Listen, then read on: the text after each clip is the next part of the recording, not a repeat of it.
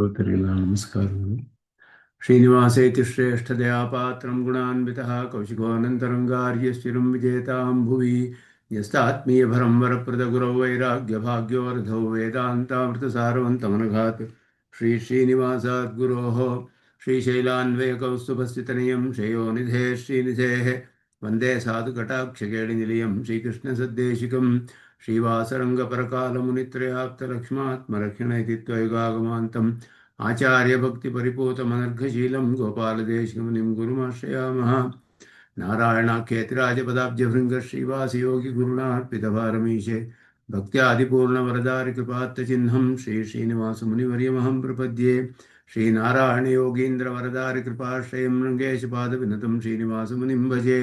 श्रीमान् वेङ्कटनाथार्य कवितार्किककेसरी वेदान्ताचार्यवर्यो मे सन्निधत्तां सदा हृदि यो नित्यमच्युतपदाम्बुजयुग्मरुक्मं व्यामोहतः तरितराणि तृणाय मेने अस्मद्गुरोर्भगवतोऽस्य देकसिन्धो रामानुजस्य चरणौ शरणं प्रपद्ये।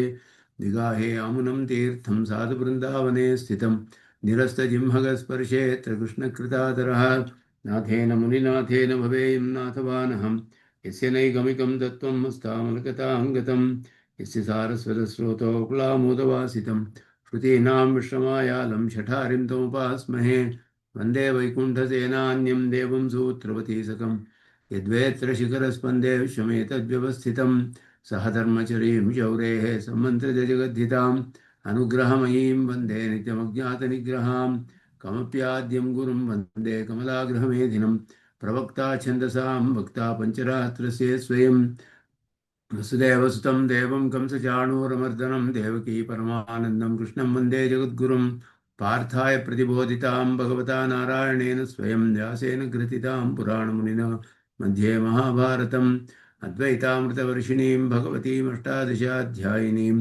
अम्ब त्वामनुसन्दधामि भगवद्गीते भवद्वेषिणीं यत्पदाम्भोरुहध्यानविध्वस्ता शेषकल्मषः वस्तुतामुपयातोऽहं यामुनेयं नमामि तम् इति परिपृढोद्गीतानामदर्शेदञ्जसा निगमपरिषन्नेदीयां संनिरामयमाशयं जननपदवी यातायातश्रमापहरां धियं जनेतु समे देवः श्रीमान् धनञ्जयसारथिः सन्तःसारल्यः चित्ततमप्रमथिनीमिमां भजन्तु भगवद्गीताभाष्यतात्पर्यचन्द्रिकां।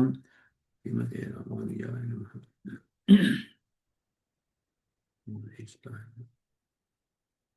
13ನೇ ಅಧ್ಯಾಯದಲ್ಲಿ ಪ್ರಧಾನವಾಗಿ ಪ್ರಧಾನ ಪುರುಷ ವ್ಯಕ್ತ ಸರ್ವೇಶ್ವರ ವಿವೇಚನಂ ಅಂತ ಆಳವಂದಾರ್ ಹೇಳಿದ ಹಾಗೆ ಪ್ರಕೃತಿ ಪುರುಷ ಮತ್ತೆ ಆ ಪ್ರಕೃತಿ ಎರಡು ಅವಸ್ಥೆಯಲ್ಲಿರೋದು, ಸೂಕ್ಷ್ಮಾವಸ್ಥೆ ಮತ್ತೆ ಸ್ಥೂಲವಾದ ಅವಸ್ಥೆ.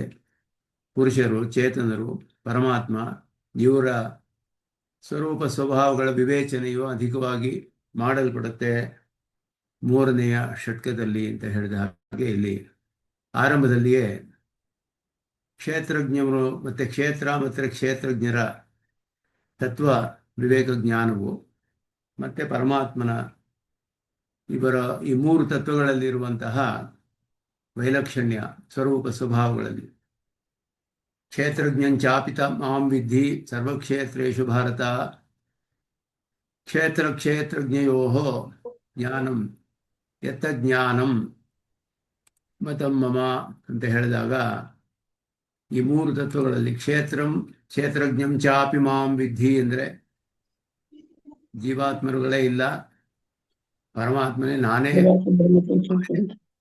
ಎಲ್ಲ. ಕ್ಷೇತ್ರಜ್ಞಂ ಚಾಪಿ ಮಾಂ ವಿದ್ಧಿ ಅಂದರೆ ನಾನೇ ಎಲ್ಲ ಕ್ಷೇತ್ರದಲ್ಲಿಯೂ ಇರುವ ಶರೀರದಲ್ಲಿರುವ ಆತ್ಮವನ್ನು ಪರಮಾತ್ಮ ಅಂತಾನೆ ತಿಳಿಬೇಕು ಅಂತ ಅರ್ಥ ಮಾಡೋದು ಸರಿ ಇಲ್ಲ.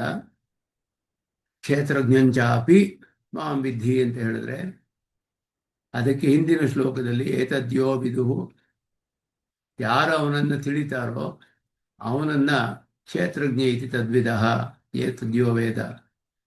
ಕ್ಷೇತ್ರವನ್ನು ಯಾರು ತಿಳಿತಾನೋ ಅವನು ಕ್ಷೇತ್ರಜ್ಞ ಅಂತ ಹೇಳಿ, ಕ್ಷೇತ್ರಜ್ಞನನ್ನು ನಾನೆಂತ ತಿಳ್ಕೋ ಅಂತ ಹೇಳಿದ್ರೆ ಅವನಿಗೂ ನಾನು ಅಂತರ್ಯಾಮಿಯಾಗಿದ್ದೇನೆ, ಕ್ಷೇತ್ರಕ್ಕೂ ಕೂಡ ಅಂತರ್ಯಾಮಿ ಅನ್ನುವ ಅರ್ಥವೇ 3 ತತ್ವಗಳು ಹೇಳಲ್ಪಟ್ಟಿದೆ. ಆ 3 ತತ್ವಗಳು ಪರಮಾತ್ಮ ಜೀವಾತ್ಮರ ಐಕ್ಯವು ಎಲ್ಲಿ ಹೇಳಲ್ಪಟ್ಟಿಲ್ಲ.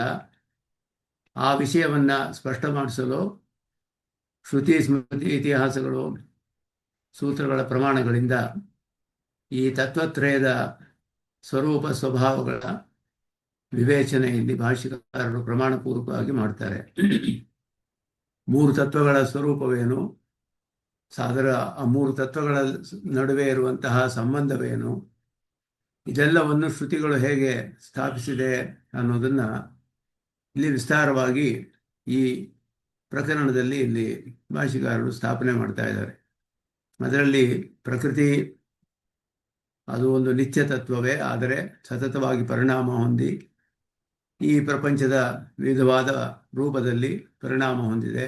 ಪ್ರಕೃತಿಯೊಡನೆ ಜೀವಾತ್ಮನನ್ನು ಸಂಬಂಧಗೊಳಿಸಿ ಈ ಪ್ರಾಣಿಗಳನ್ನೆಲ್ಲ ಪರಮಾತ್ಮನು ಸೃಷ್ಟಿ ಮಾಡ್ತಾನೆ ಅಂತ ಹೇಳಿ ಅವನ ಸಂಕಲ್ಪದಿಂದಲೇ ಎಲ್ಲವೂ 4 ವಿಧವಾದ ಸೃಷ್ಟಿಯು ನಡೆಯುತ್ತೆ ಅಂತ ಹೇಳಿ ಅದನ್ನೆಲ್ಲ ನಿರೂಪಣೆ ಮಾಡಿದ್ರು. ಅದೆಲ್ಲ ಹೇಳಿ ಕಡೆಯಲ್ಲಿ 3 ತತ್ವಗಳು, ಭೋಗ್ಯ, ಭೋಕ್ತೃ ಮತ್ತು ಈಶಿತೃ, ಎಲ್ಲರನ್ನು ಆಳುವವನು ಈಶ್ವರನಾದವನು, ಭೋಗ್ಯವಾದ ಪ್ರಕೃತಿ, ಭೋಕ್ತ ಆದ ಜೀವಾತ್ಮ. ಈ ಭೋಗ್ಯವಾದ ಪ್ರಕೃತಿಯು ಭೋಕ್ತೃಗಳಾದ ಜೀವಾತ್ಮರುಗಳು ಎಲ್ಲ ಅವಸ್ಥೆಯಲ್ಲಿಯೂ ಪರಮಾತ್ಮನಿಗೆ ಶರೀರವಾಗಿದ್ದಾರೆ ಅನ್ನೋದು ಸಂಬಂಧವನ್ನು ತಿಳಿಸುತ್ತೆ ಅನ್ನೋದು. ಏವಂ ಭೋಕ್ತೃಭೋಗ್ಯ ರೂಪೇಣ ಅವಸ್ಥಿತಯೋ ಸರ್ವಾವಸ್ಥಾವಸ್ಥಿತಯೋ, ಎಲ್ಲ ಅವಸ್ಥೆಗಳಲ್ಲಿಯೂ ಚಿದಚಿತೋ ಚಿದಚಿತ್ ತತ್ವಗಳ ಪರಮಪುರುಷ ಶರೀರತೆಯ, ಪರಮಪುರುಷನಿಗೆ ಶರೀರವಾಗಿರುವುದರಿಂದ ತನ್ನಿಯಾಮ್ಯತ್ವೇನ ತದಪೃಥಕ್ ಸ್ಥಿತಿ ಪರಮಪುರುಷಸ್ಯ ಚ ಆತ್ಮತ್ವಂ ಆಹುಹು ಕಶ್ಚನ ಶ್ರುತಯ ಅಂತ ಹೇಳಿ ಶರೀರಾತ್ಮ ಭಾವವನ್ನು ನಿರೂಪಣೆ ಮಾಡುವ ಶ್ರುತಿಗಳನ್ನೆಲ್ಲ ಇಲ್ಲಿ ಬೃಹದಾರಣಿಕದ ಅಂತರ್ಯಾಮಿ ಬ್ರಾಹ್ಮಣದಲ್ಲಿ ಪೃಥಿವ್ಯಾಂ ತಿಷ್ಠನ್ ಪೃಥಿವ್ಯಾ ಅಂತರಃ, ಇದೆಲ್ಲ ಹಾಗೆಯೇ ಆತ್ಮನಿತಿಷ್ಠನ್ ಆತ್ಮನೋ ಅಂತರಃ, ಎಲ್ಲ ಚೇತನ ಪದಾರ್ಥಗಳು ಹಾಗೆಯೇ ಚೇತನರಿಗೂ ಅಂತರ್ಯಾಮಿಯಾಗಿ ಎಲ್ಲರನ್ನು ನಿಯಮನ ಮಾಡುವವನು. ಎಲ್ಲವೂ ಅವನಿಗೆ ಶರೀರ, ಅವನ ಆಧಾರದಲ್ಲಿ ಅವನ ನಿಯಮದಲ್ಲಿಯೇ ಇದ್ದು ಅವನಿಗೆ ಶೇಷಭೂತವಾಗಿದೆ. ಹಾಗೆಯೇ ಸೂಕ್ಷ್ಮಾವಸ್ಥೆಯಲ್ಲಿಯೂ ಕೂಡ ಅದೇ ರೀತಿಯಲ್ಲಿ ಇಲ್ಲಿ ಸೃಷ್ಟಿಯಾಗುವಂತಹ ಸಮಷ್ಟಿ ಸೃಷ್ಟಿ, ವ್ಯಷ್ಟಿ ಸೃಷ್ಟಿ ಅಂತ 2 ವಿಭಾಗ ಮಾಡಿದರೆ, ಸೂಕ್ಷ್ಮಾವಸ್ಥೆಯಲ್ಲಿ ನಾಮರೂಪ ವಿಭಾಗ ಆಗುವುದಕ್ಕೆ ಮೊದಲು ಇರುವ ಅವಸ್ಥೆಗಳಲ್ಲಿಯೂ ಪರಮಾತ್ಮನೇ ಅಂತರ್ಯಾಮಿ. ಅಲ್ಲಿ ಉಪನಿಷತ್ತು ಮೃತ್ಯು, ತಮಸ್ಸು ಮೊದಲಾದ ಶಬ್ದಗಳಿಂದ ಹೇಳುತ್ತೆ ಈ ಪದಾರ್ಥವನ್ನು, ಅತ್ಯಂತ ಸೂಕ್ಷ್ಮವಾದ ಚೇತನಾಚೇತನಗಳನ್ನು. ಅಲ್ಲಿಯೂ ಕೂಡ ಪರಮಾತ್ಮನೇ ಅಂತರ್ಯಾಮಿ ಅನ್ನೋದನ್ನು, ಶರೀರ ಅನ್ನೋದು ಅಕ್ಷರಂ ಯಸ್ಯ ಅಕ್ಷರಂ ಶರೀರಂ ನಿತ್ಯಂ ಯಸ್ಯ ಮೃತ್ಯು ಶರೀರಂ, ಇದೆಲ್ಲ ಕೂಡ ಹೇಳಿ ಸರ್ವಭೂತಾಂತರಾತ್ಮ ಅಪಹತ ಪಾಪ್ಮ ದಿವ್ಯೋ ದೇವಯಕೋ ನಾರಾಯಣ ಅಂತ ಹೇಳಿ ಅಕ್ಷರ, ತಮಸ್ಸು ಮೊದಲಾದದ್ದು ಕೂಡ ಅಲ್ಲಿಯೇ ಹೇಳಲ್ಪಟ್ಟಿದೆ. ಎಲ್ಲವನ್ನು ಅವನು ಶಾಸನ ಮಾಡಲು ಪ್ರವೇಶ ಮಾಡಿದ್ದಾನೆ ಅನ್ನೋದು ಅಂತಃಪ್ರವಿಷ್ಟ ಶಾಸ್ತ್ರ ಜನಾನಾಂ. ಹೀಗೆ ಏವಂ ಸರ್ವಾವಸ್ಥಾವಸ್ಥಿತ ಚಿರಚಿದ್ವಸ್ತು ಶರೀರತೆಯ ತತ್ಪ್ರಕಾರ ಪರಮಪುರುಷ ಏವ ಕಾರ್ಯಾವಸ್ಥ ಕಾರಣಾವಸ್ಥ ಜಗದ್ರೂಪೇಣ ಅವಸ್ಥಿತಃ ಇತಿ ಮಮ ಅರ್ಥಂ ಜ್ಞಾಪಯಿತುಂ ಕಾಶ್ಚನ ಶ್ರುತಯಃ ಕಾರ್ಯಾವಸ್ಥಂ ಕಾರಣಾವಸ್ಥಂ ಚ ಜಗತ್ ಸ ಏವ ಇತಿ ಆಹುಹು. ಈಗ ಸೃಷ್ಟಿಯ ವಿಷಯವನ್ನು ಹೇಳ್ತಾರೆ. ಕಾರ್ಯಾವಸ್ಥೆಯು ಕಾರಣಾವಸ್ಥೆಯು, ಈ ಚೇತನಾಚೇತನಗಳು ಎಲ್ಲ ಅವಸ್ಥೆಗಳಲ್ಲಿಯೂ ಪರಮಾತ್ಮನಿಗೆ ಶರೀರವಾಗಿ ಅವನಿಗೆ ಅಪೃಥಕ್ ಸಿದ್ಧವಾದ ವಿಶೇಷಣವಾಗಿರುವುದರಿಂದ ಕಾರ್ಯಾವಸ್ಥೆಯಲ್ಲಿಯೂ ಕಾರಣಾವಸ್ಥೆಯಲ್ಲಿಯೂ ಇರುವ ಜಗತ್ತು, ಕಾರಣಾವಸ್ಥೆಯಲ್ಲಿ ಸೂಕ್ಷ್ಮವಾದ ಚಿರಚಿತ್ ರೂಪದಲ್ಲಿ ಇದ್ದು ಕಾರ್ಯಾವಸ್ಥೆಯಲ್ಲಿ ಸ್ಥೂಲ ರೂಪಕ್ಕೆ ಬರುವಂತಹ ಈ ಜಗತ್ತು ಪರಮಾತ್ಮನಿಗೆ ಅಪೃಥಕ್ ಸಿದ್ಧವಾದ ವಿಶೇಷಣವಾಗಿದ್ದರಿಂದ 2 ಅವಸ್ಥೆಗಳಲ್ಲಿಯೂ ಅವನೇ ಕಾರ್ಯಕಾರಣಯೋ ಅನನ್ಯತ್ವಂ ಅಂತ ಹೇಳಿ ಸೂತ್ರಕಾರರು ಅದನ್ನು ತದನನ್ಯತ್ವಂ ಆರಂಭಣ ಶಬ್ದಾದಿಭ್ಯ ಅಂತ ಸೂತ್ರದಲ್ಲಿ ಸ್ಥಾಪನೆ ಮಾಡ್ತಾರೆ. ಆದ್ದರಿಂದ ಕಾರ್ಯಾವಸ್ಥ ಕಾರಣಾವಸ್ಥ ಜಗದ್ರೂಪೇಣ ಅವಸ್ಥಿತ, 2 ರೂಪದಲ್ಲಿಯೂ ಇರುವಂತಹವನು ಪರಮಾತ್ಮನೇ ಪರಮಪುರುಷ ಏವ.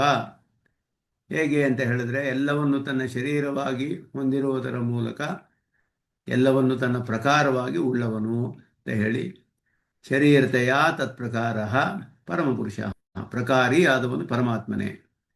ಅದನ್ನು ತಿಳಿಸಲು ಅನೇಕ ಶ್ರುತಿಗಳು ಕಾರ್ಯಾವಸ್ಥೆಯಲ್ಲಿಯೂ ಪರಮಾತ್ಮನೇ, ಕಾರಣಾವಸ್ಥೆಯು ಪರಮಾತ್ಮನೇ ಅಂತ ನೇರವಾಗಿ ಹೇಳುತ್ತೆ. ಸದೇವ ಸೌಮ್ಯ ಇದಮಗ್ರ ಆಸೀತ್ ಏಕಮೇವ ಅದ್ವಿತೀಯಂ. ಸತ್ ಶಬ್ದವಾಚ್ಯವಾದದ್ದೇ ಒಂದೇ ಇತ್ತು, ಎರಡನೆಯದು ಇರಲಿಲ್ಲ.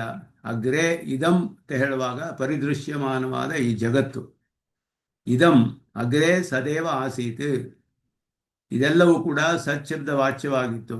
ಏಕಮೇವ ಅದ್ವಿತೀಯಂ, ಅದು ಒಂದೇ ಇತ್ತು, ಎರಡನೆಯದು ಇರಲಿಲ್ಲ ಅಂತ ಹೇಳೋದು ಯಾಕೆ ಅಂದರೆ, ಸರ್ವಾವಸ್ಥಾ ಅವಸ್ಥಿತ ಚಿರಚಿದ್ವಸ್ತು ಶರೀರತೆಯ ತತ್ ಪ್ರಕಾರ ಪರಮಪುರುಷ ಏವ ಕಾರ್ಯಾವಸ್ಥ ಕಾರಣಾವಸ್ಥ ಜಗದ್ರೂಪೇಣ ಅವಸ್ಥಿತ ಅನ್ನೋದು ತಿಳಿಸೋದಕ್ಕೋಸ್ಕರ. ಪರಮಾತ್ಮನೇ ಎಲ್ಲ ಅವಸ್ಥೆಯಲ್ಲಿಯೂ ಇದ್ದನು, ಆದರೆ ಅವನು ಇದೆಲ್ಲವನ್ನು ತನ್ನ ಶರೀರವಾಗಿ ಹೊಂದಿ ಇದ್ದನು ವಿಶಿಷ್ಟವಾದ ಅವಸ್ಥೆಯಲ್ಲಿ. ಅದನ್ನೇ ಈ ಶ್ರುತಿಗಳು ತಿಳಿಸುತ್ತೆ. ತದೈಕ್ಷತ ಬಹುಸ್ಯಾಂ ಪ್ರಜಾಯೇಯ ತತ್ತೇಜೋ ಅಸೃಜತ. ಅವನು ಸಂಕಲ್ಪ ಮಾಡಿ ಅನೇಕವಾಗ್ತೇನೆ, ನಾನೇ ಅನೇಕವಾಗ್ತೇನೆ ಅಂತ ಸಂಕಲ್ಪ ಮಾಡಿದ. ಬಹುಸ್ಯಾಂ ಅಹಮೇವ ಬಹುಸ್ಯಾಂ ಅಂತ ಅವನು ಪ್ರಕೃತಿಯನ್ನು ತೆಗೆದುಕೊಂಡು ಸೃಷ್ಟಿ ಮಾಡ್ತೀನಿ ಅಂತ ಸಂಕಲ್ಪ ಮಾಡಲಿಲ್ಲ, ನಾನೇ ಅನೇಕವಾಗ್ತೀನಿ ಅಂತ ಹೇಳಿ ಸಂಕಲ್ಪ ಮಾಡಿ ತೇಜಸ್ಸನ್ನ, ತೇಜೋ ಪದಾರ್ಥವನ್ನು ಸೃಷ್ಟಿ ಮಾಡಿದ. ಇಲ್ಲಿ ತೇಜಸ್ಸು ಹೇಳಿದೆ ಚಾಂದೋಗ್ಯದಲ್ಲಿ. ಆಕಾಶ ವಾಯು ಅನ್ನೋದು ನಾವು ಅರ್ಥಸಿದ್ಧ. ಅಲ್ಲಿ ತೇಜಸ್ಸಿನಿಂದ ಆರಂಭಿಸಿ ಆಕಾಶ ವಾಯು ತೇಜಸ್ಸು ಅಪ್ಪು ಅನ್ನ ಅಥವಾ ಪೃಥ್ವಿ ಪಂಚಭೂತಗಳಲ್ಲಿ ತೇಜಸ್ಸಿನಿಂದ ಆರಂಭಿಸಿ ತೇಜಸ್ಸು ಅಪ್ಪು ಅನ್ನವನ್ನು ಚಾಂದೋಗ್ಯ ಶ್ರುತಿಯಲ್ಲಿ ಹೇಳಿದೆ.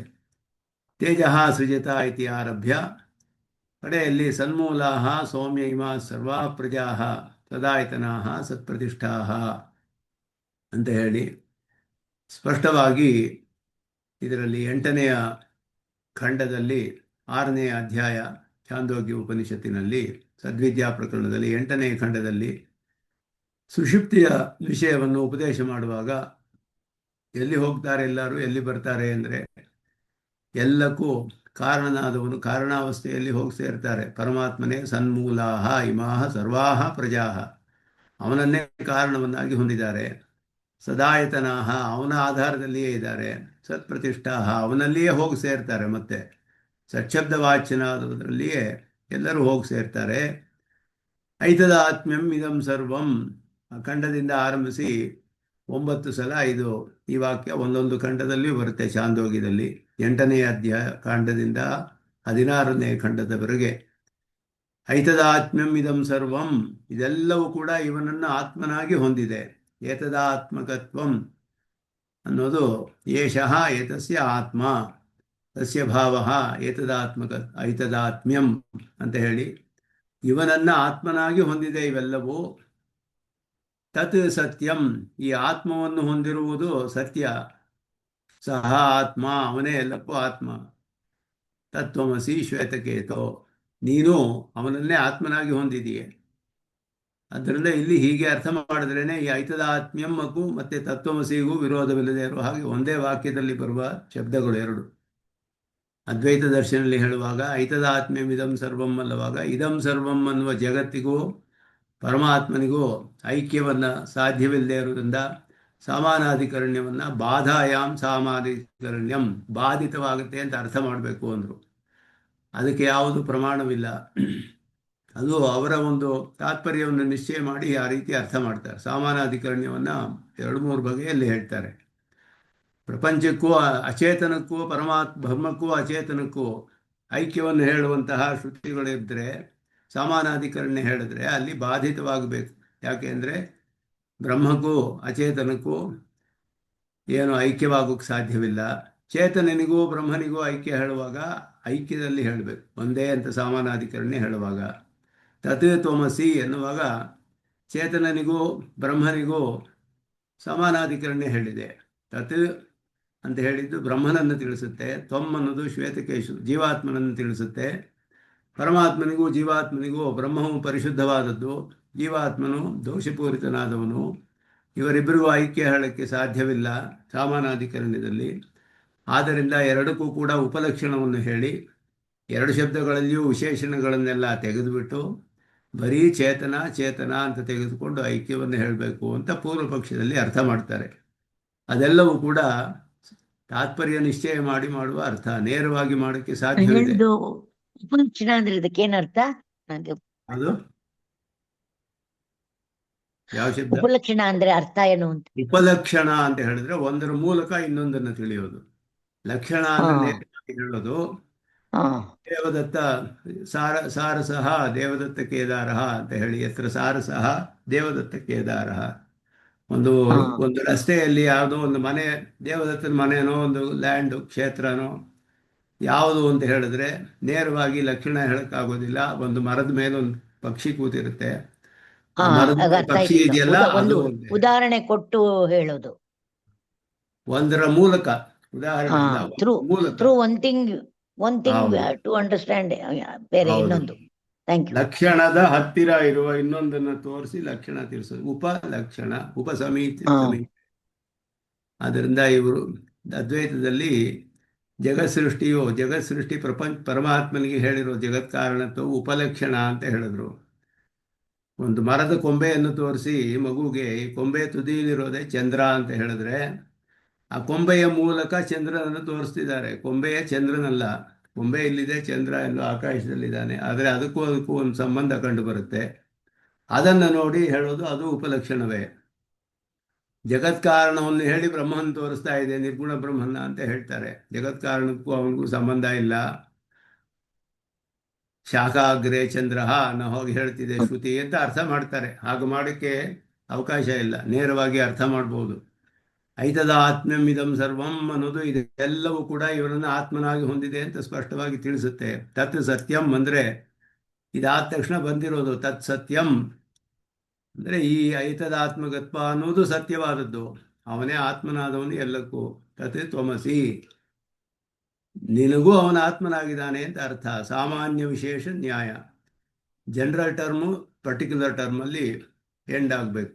ಇದೆಲ್ಲವೂ ಅವನನ್ನು ಆತ್ಮನಾಗಿ ಹೊಂದಿದೆ, ನೀನು ಆತ್ಮನಾಗಿ ಹೊಂದಿದೆಯೇ ಅಂತ ಹೇಳಿ ಆ ತನ್ನಗೆ ಆತ್ಮನಾಗಿರುವ ಸಚ್ಶಬ್ದವಾಚ್ಯನಾದ ಜಗತ್ಕಾರಣನಾದ ಪರಮಾತ್ಮನ ಉಪಾಸನೆ ಮಾಡಿ ಮೋಕ್ಷವನ್ನು ಪಡೆದುಕೊಳ್ತಾನೆ ಶ್ವೇತಕೇತು ಅಂತ ಕಡೆಯಲ್ಲಿ ಹೇಳುತ್ತೆ 16ನೇ ಖಂಡದಲ್ಲಿ ಚಾಂದೋಗ್ಯ. ಇದು ಹೇಳಿರೋದು ಉಪಾಸನೆ. ಸದ್ವಿದ್ಯಾ ಅನ್ನೋದು ಒಂದು ಬ್ರಹ್ಮೋಪಾಸನೆ. ಬ್ರಹ್ಮೋಪಾಸನೆಯಲ್ಲಿ ಹೇಳಿರುವಾಗ ಆತ್ಮೇತಿತು ಉಪಗಚ್ಚಂತಿ ಅಂತ ಬ್ರಹ್ಮಸೂತ್ರದಲ್ಲಿ ಹೇಳ್ತಾರೆ. ಆತ್ಮ ಅಂತ ಉಪಾಸನೆ ಮಾಡಬೇಕು. ಜಗತ್ಕಾರಣನಾದ ಸಚ್ಶಬ್ದವಾಚ್ಯನಾದ ಪರಮಾತ್ಮನನ್ನ, ಅವನೇ ನಿನಗೂ ಆತ್ಮ ಆಗಿದ್ದಾನೆ ಅಂತ ಇಲ್ಲಿ ಉಪದೇಶ ಮಾಡಿರೋದು. ನೇರವಾಗಿ ಅರ್ಥ ಮಾಡೋಕ್ಕೆ ಸಾಧ್ಯವಿದೆ. ಅದಕ್ಕೆ ಉಪಲಕ್ಷಣ ಎಲ್ಲ ಹೇಳಬೇಕಾಗಿಲ್ಲ. ಎಲ್ಲ ಶಬ್ದಗಳಿಗೂ ಉಪಲಕ್ಷಣ ಹೇಳೋದು ಇನ್ನೂ ಅಧಿಕವಾದ ಅದು ಗೌರವ ಆಗುತ್ತೆ. ಆ ರೀತಿ ಮಾಡೋದಕ್ಕೆ ಅವಕಾಶವಿಲ್ಲ. ನೇರವಾಗಿ ಅರ್ಥ ತಗೊಳ್ಬೋದು. ತತ್ ಅನ್ನೋದು ಸಕಲ ಕಲ್ಯಾಣ ಗುಣಾಕರನಾದ ಜಗತ್ಕಾರನಾದ ಬ್ರಹ್ಮನನ್ನು ತಿಳಿಸುತ್ತೆ. ತ್ವಂ ಅಂತ ಹೇಳೋದು ಪರಮಾತ್ಮನನ್ನೇ ತಿಳಿಸುತ್ತೆ. ಹೇಗೆ ಅಂದರೆ ಶ್ವೇತಕೇತುಗೆ ಆತ್ಮನಾದ ಪರಮಾತ್ಮ. ಎರಡು ಕೂಡ ಸಮಾನಾಧಿಕರಣದಲ್ಲಿ ತತ್ ತ್ವಂ ಶಬ್ದಗಳು ಪರಮಾತ್ಮನನ್ನೇ ತಿಳಿಸುತ್ತೆ. ಎರಡು ಶಬ್ದಗಳು ಒಂದೇ ಅರ್ಥವನ್ನು ವಿಶೇಷಿಸುತ್ತೆ. ತ್ವಂ ಶಬ್ದವು ಪರಮಾತ್ಮನ ವಿಶೇಷಣ, ತತ್ ಶಬ್ದವು ಪರಮಾತ್ಮನನ್ನೇ ತಿಳಿಸೋದು. ಎರಡೂ ಕೂಡ ಪರಮಾತ್ಮನನ್ನು ತಿಳಿಸುತ್ತೆ. ಅದೇ ಸಮಾನಾಧಿಕರಣ್ಯ ಅಂತ ಹೇಳೋದು. ಅಂದ ಎರಡು ಶಬ್ದಗಳು ಒಂದೇ ಅರ್ಥವನ್ನು ವಿಶೇಷಿಸೋದು. ಸಾಮಾನ್ಯ ವಿಶೇಷ ನ್ಯಾಯ ಅಂತ ಹೇಳಿ ಒಂದೇ ವಾಕ್ಯದಲ್ಲಿ ಇರುವ ಅರ್ಥ. ಇದೆಲ್ಲವೂ ಕೂಡ ಕಾರ್ಯಾವಸ್ಥೆಯಲ್ಲಿಯೂ ಕಾರಣಾವಸ್ಥೆಯಲ್ಲಿರುವಂಥ ಪರಮಾತ್ಮನೇ ಅಂತ ಹೇಳಿ ಅವನೊಡನೆ ಸಮಾನಾಧಿಕರಣ್ಯವನ್ನು ಎಲ್ಲ ಹೇಳುತ್ತೆ. ತಥಾ ಸೋಕಾಮೇತ ಬಹುಸ್ಯಾಂ ಪ್ರಜಾಯೇತಿ ಸ ತಪಃ ತಪ್ಯತ. ಅವನು ಸಂಕಲ್ಪ ಮಾಡಿದ ಅಂತ ಅರ್ಥ. ನಾನೇ ಆಗ್ತೇನೆ ಅಂತ ಇದು ತೈತಿರಿಯೋಪನಿಷತ್ತು ಆನಂದವಲ್ಲಿಯಲ್ಲಿ. ಸ ತಪಸ್ತಪ್ತ್ವ ಇದಂ ಸರ್ವಂ ಅಸೃಜತ. ಅದು ಹೇಳಿ ಸತ್ಯಂಚ ಅನೃತಂಚ ಸತ್ಯಮಭವತ್, ವಿಜ್ಞಾನಂಚ ವಿಜ್ಞಾನಂಚ ಸತ್ಯಂಚ ಅನೃತಂಚ ಸತ್ಯಮಭವತ್ ಅಂತ ಹೇಳುತ್ತೆ ಶ್ರುತಿ. ಸತ್ಯಂ ಅಂತ ಹೇಳಿದ್ರೆ ಜೀವಾತ್ಮರುಗಳು, ಅನೃತಂ ಅನ್ನೋದು ಸ್ವರೂಪದಲ್ಲಿಯೇ ವಿಕಾರ ಹೊಳ್ಳುವ ಅಚೇತನವನ್ನು ತಿಳಿಸುತ್ತೆ, ಪ್ರಕೃತಿಯನ್ನು. ಇದೆರಡೂ ಕೂಡ ಅವನೇ ಆಗಿ ಅವನು ಸತ್ಯನಾಗಿಯೇ ಇದ್ದ. ಅವನಿಗೆ ಸ್ವರೂಪದಲ್ಲಿಯೂ ಸ್ವಭಾವದಲ್ಲಿಯೂ ವಿಕಾರವಿರಲಿಲ್ಲ. ಸತ್ಯಂ ಅನ್ನೋದು ಜೀವಾತ್ಮರುಗಳಿಗೆ ಧರ್ಮಭೂತ ಜ್ಞಾನದಲ್ಲಿ ಸಂಕೋಚ ವಿಕಾಸ ಉಂಟಾಗುತ್ತೆ ಸೃಷ್ಟಿಯಲ್ಲಿ. ಆದ್ದರಿಂದ ಸತ್ಯಂ ಶಬ್ದವು ಜೀವಾತ್ಮರನ್ನು ಹೇಳಿ ಸ್ವಭಾವದಲ್ಲಿ ಅವರಿಗೆ ಸಂಕೋಚ ವಿಕಾಸ ಉಂಟಾಗುವಂತಹ ಜೀವಾತ್ಮರನ್ನು ಸತ್ಯಂ ಅನ್ನೋ ಶಬ್ದ ತಿಳಿಸುತ್ತೆ. ಅನೃತಂ ಅನ್ನೋದು ಸ್ವರೂಪದಲ್ಲಿಯೇ ವಿಕಾರ ಹೊಂದುವ ಪ್ರಕೃತಿಯನ್ನು ತಿಳಿಸುತ್ತೆ. ಎರಡೂ ಹೇಳಿ ಅವನು ಸತ್ಯವಾಗಿಯೇ ಇದ್ದ. ಸತ್ಯಂಚ ಅನೃತಂಚ ಸತ್ಯಮಭವತ್, ಅವನೇ ಎಲ್ಲವೂ ಆದ ಅಂತ ಹೇಳಿ ಅವನು ನಿರ್ವಿಕಾರಿಯಾಗಿಯೇ ಇದ್ದ ಸ್ವರೂಪದಲ್ಲಿಯೂ ಸ್ವಭಾವದಲ್ಲಿಯೂ. ತೈತಿರಿಯೋಪನಿಷತ್ತಿನಲ್ಲಿ. ಅತ್ರಾಪಿ ಶ್ರುತ್ಯಂತರ ಸಿದ್ಧ ಚಿರಚಿತೋ ಪರಮಪುರುಷಸ್ಯ ಚ ಸ್ವರೂಪ ವಿವೇಕ ಸ್ಮಾರಿತಃ. ಚಾಂದೋಗ್ಯದಲ್ಲಿಯೂ ಕೂಡ ಚೇತನಾಚೇತನಗಳಲ್ಲಿ ಮತ್ತು ಪರಮಪುರುಷನಿಗೂ ಸ್ವರೂಪದಲ್ಲಿ ವೈಲಕ್ಷಣ್ಯವು ಹೇಗಿದೆ ಅನ್ನೋದು ತಿಳಿಸುತ್ತೆ ಚಾಂದೋಗ್ಯವು ಕೂಡ. ಆ ಸದ್ವಿದ್ಯಾ ಪ್ರಕರಣವೇ ಅನೇಕ ಬ್ರಹ್ಮಸೂತ್ರಗಳಲ್ಲಿ ಅತ್ಯಂತ ಅಧಿಕವಾದ ಬ್ರಹ್ಮಸೂತ್ರಗಳಲ್ಲಿ ವಿಚಾರ ಮಾಡಲ್ಪಟ್ಟಿರೋದು ಸದ್ವಿದ್ಯಾ ಪ್ರಕರಣವೇ. ಹಂತಾಹಂ ಇಮಾಸ್ತಿಸ್ರೋ ದೇವತಾ ಅನೇನ ಜೀವೇನ ಆತ್ಮನ ಅನುಪ್ರವಿಶ್ಯ ನಾಮರೂಪೇ ವ್ಯಾಕರವಾಣಿ ತತ್ಸೃಷ್ಟ್ವಾ ತದೇವಾನುಪ್ರಾವಿಶತ್ ತದನುಪ್ರವಿಶ್ಯ ಸತ್ಯತ್ಯಚ್ಚಾಭವತ್. ಇದು ತೈತಿರಿಯೋಪನಿಷತ್ತು. ಛಾಂದೋಗ್ಯವು ತೈತಿರಿಯೋಪನಿಷತ್ತು. ವಿಜ್ಞಾನಂಚ ಅವಿಜ್ಞಾನಂಚ ಸತ್ಯಂಚ ಅನೃತಂಚ ಸತ್ಯಮಭವತ್ ಅಂತ ಹೇಳಿ, ಇಲ್ಲಿ ಹಂತಾಹಂ ಇಮಾಸ್ತಿಸ್ರೋ ದೇವತಾ ಅಂತ ಹೇಳಿರುವಾಗ ದೇವತಾ ಶಬ್ದವು ತೇಜಸ್ಸು, ಅಪ್ಪು, ಅನ್ನ ಅನ್ನೋದು ತಿಳಿಸುತ್ತೆ. ಅಚೇತನ ಪದಾರ್ಥಗಳನ್ನು ತಿಳಿಸುತ್ತೆ. ಇಲ್ಲಿ ದೇವತಾ ಅಂತಲೇ ಹೇಳಿದೆ. ಸ ದೇವತಾ ಐಕ್ಷತ ಇಮಾಹ ತಿಸ್ರೋಹ ದೇವತಾ ಅನೇನ ಜೀವೇನ ಆತ್ಮನ ಅನುಪ್ರವೇಶ್ಯ. ಈ ಒಂದು ದೇವತೆ ಸಂಕಲ್ಪ ಮಾಡಿತು, 3 ದೇವತೆಗಳನ್ನು ಜೀವನಿಗೆ ಅಂತರ್ಯಾಮಿಯಾಗಿ ಅನುಪ್ರವೇಶ ಮಾಡ್ತೀನಿ. ಇದು ಶ್ರುತಿಯಲ್ಲಿ ಹೇಳಿರೋದು ಈ ರೀತಿ ವಾಕ್ಯದಲ್ಲಿ. ಸಾ ದೇವತಾ ಐಕ್ಷತ, ಆ ದೇವತೆಯು ಸಂಕಲ್ಪ ಮಾಡಿತು, ಇಮಾಹ ತಿಸ್ರೋ ದೇವತಾ ಅನೇನ ಜೀವೇನ ಆತ್ಮನ ಅನುಪ್ರವಿಶ್ಯ ನಾಮರೂಪ ವ್ಯಾಕರಣ. ಈ ವಾಕ್ಯಕ್ಕೆ ಅರ್ಥ ಮಾಡೋದು, 2 ದೇವತೆಯಲ್ಲಿ ಬಂದಿದೆ ಶಬ್ದ. ಮೊದಲು ಹೇಳಿರುವ ಒಂದೇ ದೇವತಾ ಐಕ್ಷತ ಅನ್ನೋದು ಪರಮಾತ್ಮ ಸತ್ಶಬ್ದವಾಚ್ಯನಾದವನ್ನು ತಿಳಿಸುತ್ತೆ. ಎರಡನೆಯ ದೇವತಾ ಅನ್ನೋದು ತಿಸ್ರೋ ದೇವತಾ 3 ಹೇಳಿರೋ ತೇಜಸ್ಸು, ಅಪ್ಪು, ಅನ್ನ, ಅವುಗಳ ಸೃಷ್ಟಿ. ಅವುಗಳಲ್ಲಿ ಜೀವೇನ ಆತ್ಮನ ಅನುಪ್ರವೇಶ, ಜೀವರುಗಳನ್ನು ಅನುಪ್ರವೇಶ ಮಾಡಿಸ್ತೀನಿ ಆತ್ಮನಾಗಿ ಅಂತ ಹೇಳಿರೋದ್ರಿಂದ ಶರೀರದೊಡನೆ ಸಂಬಂಧ ಉಂಟಾಗುತ್ತೆ. ತೇಜಸ್ಸು, ಅಪ್ಪು, ಅನ್ನ ಅಂದರೆ ಪಂಚಭೂತಗಳಿಗೆ ಉಪಲಕ್ಷಣ. 5 ಭೂತಗಳನ್ನು ತಿಳಿಸುತ್ತೆ 3 ಹೇಳಿದ್ರು ಕೂಡ. ಆದ್ದರಿಂದ ಅದರಲ್ಲಿ ಪಾಂಚಭೌತಿಕವಾದ ಶರೀರ ಇಂದ್ರಿಯಗಳನ್ನು ಸೃಷ್ಟಿ ಮಾಡಿ ಅಂತೆ ಪ್ರಕೃತಿಯ ವಿಕಾರವಾದ್ದು ಇದೆಲ್ಲ ಜೀವಾತ್ಮರುಗಳನ್ನು ಅದರ ಒಳಗಡೆ ಹೋಗಿ ಸೇರಿಸ್ತೇನೆ, ಅವನಿಗೆ ಆತ್ಮನಾಗಿದ್ದು. ನಾಮರೂಪ ವ್ಯಾಕರಣ ಹೀಗೆ ಆಗುತ್ತೆ. ನಾಮರೂಪೇ ವ್ಯಾಕರವಾಣಿ, ನಾಮರೂಪ ವಿಭಜನವನ್ನು ಮಾಡ್ತೇನೆ. ಆಗ ದೇವ, ಮನುಷ್ಯ, ಸ್ಥಾವರ ಇದೆಲ್ಲ ಸೃಷ್ಟಿ, ವ್ಯಷ್ಟಿ ಸೃಷ್ಟಿ ಆಗುತ್ತೆ ಅದರಿಂದ. ಅದೇ ವಿಷಯವೇ ತೈತಿರಿಯದಲ್ಲೂ ತತ್ ಸೃಷ್ಟ ತದೇವ ಅನುಪ್ರಾವಿಶತ್ ತದನುಪ್ರವಿಶ್ಯ ಸತ್ಯ ತ್ಯಚ್ಚಾಭವತ್. ತ್ಯತ್ ಅಂದರೆ ಅಚೇತನ, ಸತ್ ಚೇತನ, ತ್ಯತ್ ಅಂತ ಹೇಳಿರೋದು ಅಚೇತನ. ಸತ್ಯ ತ್ಯಚ್ಚಾಭವತ್. ವಿಜ್ಞಾನಂಚ ಅವಿಜ್ಞಾನಂಚ, ಚೇತನ ಅಚೇತನಗಳೇ ಬೇರೆ ಬೇರೆ ಶಬ್ದದಿಂದ ಹೇಳಲ್ಪಟ್ಟಿದೆ. ಸತ್ಯಂಚ ಅನೃತಂಚ ಸತ್ಯಮಭವತ್. ಪರಮಾತ್ಮನು ಯಾವ ವಿಕಾರವೂ ಇಲ್ಲದೆ ಇದ್ದನು ಅನ್ನೋದು. ಏವಂ ಭೂತಮೇವ ನಾಮರೂಪ ವ್ಯಾಕರಣಂ, ಇದೇ ರೀತಿಯಾದ ನಾಮರೂಪ ವ್ಯಾಕರಣವು ತತ್ ಇದಂ ತದ್ಧೇದಂ ತರ್ಹಿ ಅವ್ಯಾಕೃತಮಾಸೀತ್ ತನ್ನಾಮರೂಪಾಭ್ಯಾಂ ವ್ಯಾಕ್ರಿಯತ ಇತ್ಯತ್ರಾಪಿ ಉಕ್ತಂ. ಈ ವಾಕ್ಯಕ್ಕೂ ಬೃಹದಾರಣ್ಯಕದ ವಾಕ್ಯಕ್ಕೂ ಸದೇವ ಸೌಮ್ಯ ಇದಮಗ್ರ ಆಸೀತ್ ವಾಕ್ಯಕ್ಕೂ ಎರಡಕ್ಕೂ ಸಮಾನವಾಗಿ ನಾವು ಅರ್ಥ ಮಾಡಬೇಕು. ಇದೆಲ್ಲವೂ ಸೃಷ್ಟಿ ಪ್ರಕರಣವನ್ನೇ ಹೇಳೋದು. ತತಃ ಇದಂ ತರ್ಹಿ, ಇದಂ ಅನ್ನೋದು ಈ ಪ್ರಕೃತಿ, ಈ ಪ್ರಪಂಚ, ಕಂಡುಬರುವಂತಹ ಪ್ರಪಂಚವೆಲ್ಲ ಚೇತನಾಚೇತನವಾದ ಪ್ರಪಂಚ. ಇದಂ ತರ್ಹಿ ಅಂದರೆ ಆ ಕಾಲದಲ್ಲಿ, ಅಂದರೆ ಸೃಷ್ಟಿಗೆ ಮೊದಲು ಅಗ್ರೇ ಅಂತ ಹೇಳಲ್ಪಟ್ಟಿದ್ದು. ಅವ್ಯಾಕೃತಮಾಸೀತ್, ನಾಮರೂಪ ವಿಭಾಗವಿಲ್ಲದ ಸ್ಥಿತಿಯಲ್ಲಿ ಇತ್ತು, ಅವ್ಯಾಕೃತವಾಗಿ ಇತ್ತು. ತತ್ ನಾಮರೂಪಾಭ್ಯಾಂ ವ್ಯಾಕ್ರಿಯತ, ನಾಮರೂಪ ವಿಭಜನೆಯನ್ನು ಮಾಡಿದ ಪರಮಾತ್ಮನು. ಆದ್ದರಿಂದ ಇದೆಲ್ಲವೂ ಕೂಡ ಅವ್ಯಾಕೃತವಾದ ಸ್ಥಿತಿಯಲ್ಲಿದ್ದು ಅಂತ ತಿಳಿಸುತ್ತೆ. ನಾಮರೂಪ ವ್ಯಾಕರಣವಾಯಿತು ಅಂತ ತಿಳಿಸುತ್ತೆ. ಅದೇ ಅನುಪ್ರವೇಶ ಮಾಡಿ ನಾಮರೂಪ ವ್ಯಾಕರಣ ಮಾಡ್ತೀನಿ ಅಂತ ತೈತಿರಿಯೋಪನಿಷತ್ತು ಹೇಳುತ್ತೆ. ಛಾಂದೋಗ್ಯದಲ್ಲಿಯೂ ಇದಮಗ್ರೇ ಸದೇವ ಆಸೀತ್ ಏಕಮೇವ ತದೈಕ್ಷತ ಬಹುಸ್ಯಾಂ ಪ್ರಜಾಯೇಯ ತತ್ತೇಜೋ ಸೃಜತ ಅಂತ ಹೀಗೆ ಹೇಳಿದೆ. ಎಲ್ಲವೂ ಸೃಷ್ಟಿ ಪ್ರಕರಣಗಳು. ಇದೆಲ್ಲಕ್ಕೂ ಕೂಡ ವಿರೋಧವಿಲ್ಲದಂತೆ ಅರ್ಥ ಮಾಡೋಕ್ಕೆ ಸಾಧ್ಯ ನೇರವಾಗಿ. ಅದೆಲ್ಲ ನೋಡಿ ಪರಾಮರ್ಶೆ ಮಾಡಿದ್ರೆ ತಹ ಕಾರ್ಯಾವಸ್ಥಃ ಕಾರಣಾವಸ್ಥಶ್ಚ ಸ್ಥೂಲ ಸೂಕ್ಷ್ಮ ಚಿರಚಿದ್ವಸ್ತು ಶರೀರ ಪರಮಪುರುಷ ಏವೇತಿ.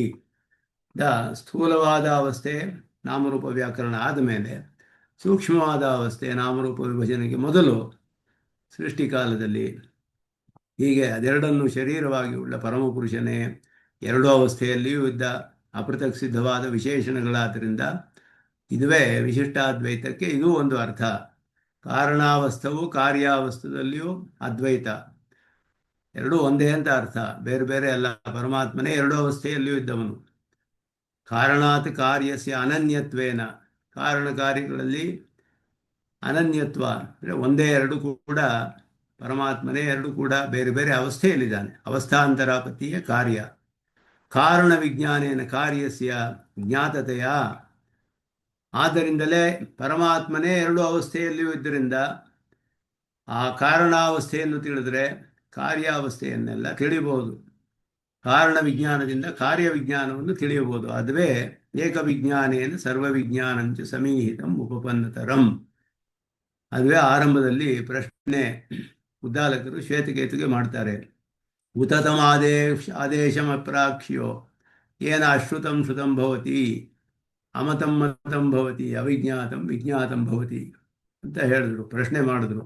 ಎಲ್ಲ ಅಧ್ಯಯನ ಮಾಡ್ಕೊಂಡು ಬಂದಮೇಲೆ ಆದೇಶನ ವಿಷಯವನ್ನು ಕೇಳಿದೆಯಾ ಆಚಾರ್ಯರಲ್ಲಿ, ಯಾರನ್ನು ತಿಳಿದರೆ ಎಲ್ಲವನ್ನು ತಿಳಿದಂಗೆ ಆಗುತ್ತಲ್ಲ, ಅವನನ್ನು ಕೇಳಿದೆಯಾ ಅಂತ ಹೇಳಿದ್ರು. ಆ ಉತ್ತಮ ಆದೇಶಂ ಅಪ್ರಾಕ್ಷ್ಯ ಅಂತ ಕೇಳಿದ್ರು.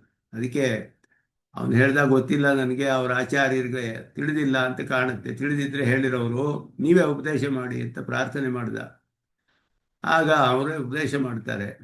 ಆದೇಶ ಒದ್ದನ್ನು ತಿಳಿದರೆ ಏನ ಅಶ್ರುತೇನ ಶ್ರುತಂ ಭವತಿ ಸರ್ವಂ ಶ್ರುತಂ ಭವತಿ, ಏನ ಶ್ರುತೇನ ಸರ್ವಂ ಶ್ರುತಂ ಭವತಿ, ಏನ ಶ್ರುತೇನ ಸರ್ವಂ ಅಶ್ರುತಂ ಶ್ರುತಂ ಭವತಿ.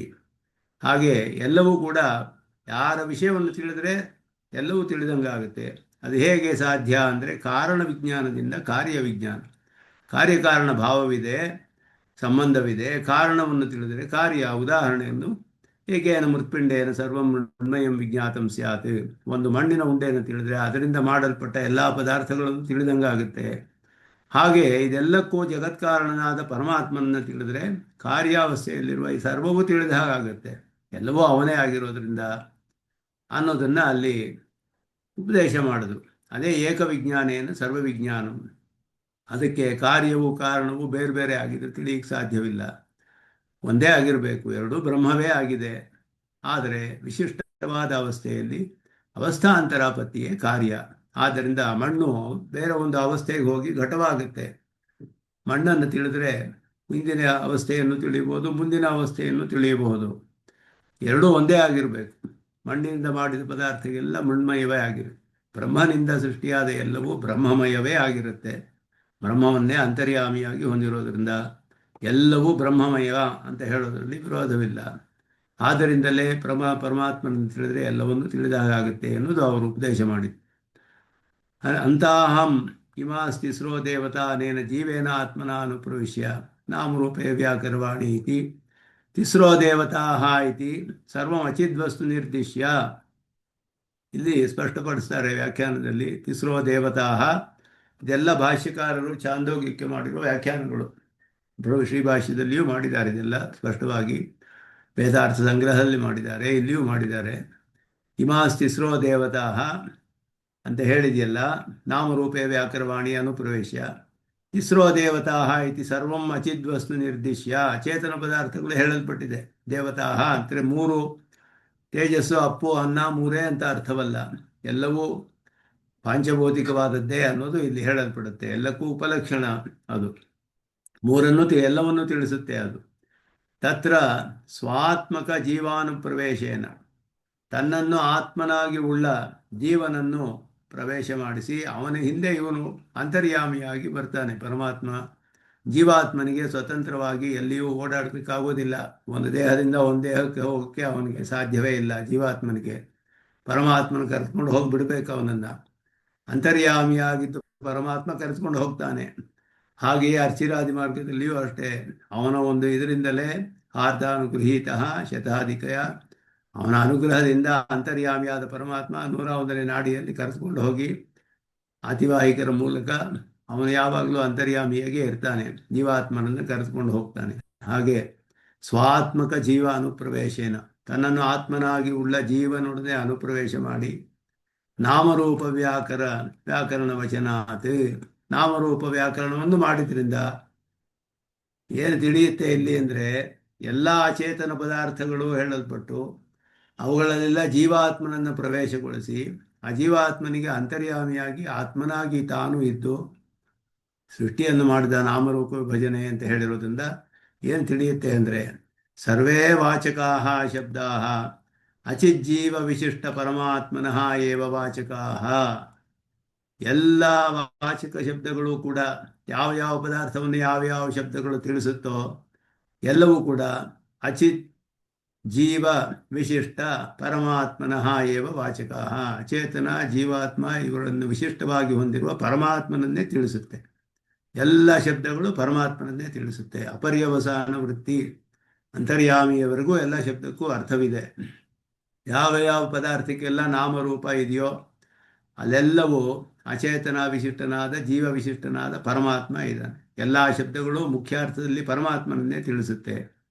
ಜೈಮಿನಿಯೇ ಅದನ್ನು ಸ್ಪಷ್ಟವಾಗಿ ಹೇಳಿದ್ದಾರೆ ಅಂತ ಬಾದರಾಯಣರು ತಿಳಿಸ್ತಾರೆ. ಸಾಕ್ಷಾದಪಿ ಅವಿರೋಧಂ ಜೈಮಿನಿ ಅಂತ ಸೂತ್ರದಲ್ಲಿ ಎಲ್ಲ ಶಬ್ದಗಳು ಅಂತರ್ಯಾಮಿಯಾದ ಇಂದ್ರ ಅಂತ ಹೇಳಿದ್ರೆ ಇಂದ್ರ ಅಂತರ್ಯಾಮಿ ಪರಮಾತ್ಮನನ್ನು ತಿಳಿಸುತ್ತೆ, ಅವನ ಮೂಲಕ ಅಂತಲೂ ಹೇಳ್ಬೋದು. ಆದರೆ ನೇರವಾಗಿಯೂ ಪರಮಾತ್ಮನನ್ನು ತಿಳಿಸುತ್ತೆ ಅಂತಲೂ ಹೇಳ್ಬೋದು. ಎರಡು ರೀತಿಯಲ್ಲೂ ಅರ್ಥ ಮಾಡೋಕ್ಕೆ ಸಾಧ್ಯ ಅಂತ ಜೈಮಿನಿಗಳು ಸಾಕ್ಷಾದಪಿ ಅವಿರೋಧಂ ಅನ್ನು ಇದು ಪರಮೈಶ್ವರ್ಯೇ ಅಂತ ಇದರಿಂದ ವ್ಯುತ್ಪತ್ತಿಯಿಂದ ಇಂದ್ರ ಶಬ್ದವು ಪರಮೈಶ್ವರ್ಯ ಯುಕ್ತವನಾದವನನ್ನು ತಿಳಿಸುತ್ತೆ. ಆ ಪರಮೈಶ್ವರ್ಯ ಅನ್ನೋದು ಮುಖ್ಯ ಅರ್ಥದಲ್ಲಿ ಎಲ್ಲಿ ನಿಲ್ಲುತ್ತೆ ಅಂದರೆ ಅತ್ಯಧಿಕವಾದ ಐಶ್ವರ್ಯ ಎಲ್ಲರಿಗಿಂತ ಉಳ್ಳವನು ಯಾರೋ ಅವನೇ ಪರಮೇಶ್ವರ್ಯ ಅಂತ ಹೇಳಬೇಕು. ಪರಮಾತ್ಮನನ್ನು ಬಿಟ್ಟರೆ ಬೇರೆ ಯಾರೂ ಇಲ್ಲ, ಮಿಕ್ಕಿದವರದೆಲ್ಲ ಅವನಿಂದ ಕೊಡಲ್ಪಟ್ಟದ್ದು. ಹೀಗೆ ಒಂದೊಂದು ಶಬ್ದವೂ ಕೂಡ ಎಲ್ಲ ಪರಮಾತ್ಮನನ್ನೇ ನೇರವಾಗಿ ಕೂಡ ತಿಳಿಸಬಹುದು. ಅದೇ ರೀತಿಯಲ್ಲಿ ಶರೀರ ವಿಶಿಷ್ಟನಾದ ಜೀವ ವಿಶಿಷ್ಟನಾದ ಪರಮಾತ್ಮನನ್ನು ಎಲ್ಲ ಶಬ್ದಗಳು ತಿಳಿಸುತ್ತೆ. ಇಲ್ಲೆಲ್ಲ ಅದೆಲ್ಲ ವಿಶಿಷ್ಟಾದ್ವೈತವೇ, ಒಂದೊಂದು ಪ್ರಾಣಿಯು ವಿಶಿಷ್ಟಾದ್ವೈತವೇ ಇಲ್ಲಿ. ಆದ್ದರಿಂದ ಎಲ್ಲ ಶಬ್ದಗಳು ಪರಮಾತ್ಮನ ವಾಚಕವೇ. ಇತಿ ಕಾರಣಾವಸ್ಥಾ ಪರಮಾತ್ಮವಾಚಿನ ಶಬ್ದೇನ ಕಾರ್ಯವಾಚಿನಃ ಶಬ್ದಸ್ಯ ಸಾಮಾನಾಧಿಕರಣ್ಯಂ ಮುಖ್ಯವೃತ್ತಂ.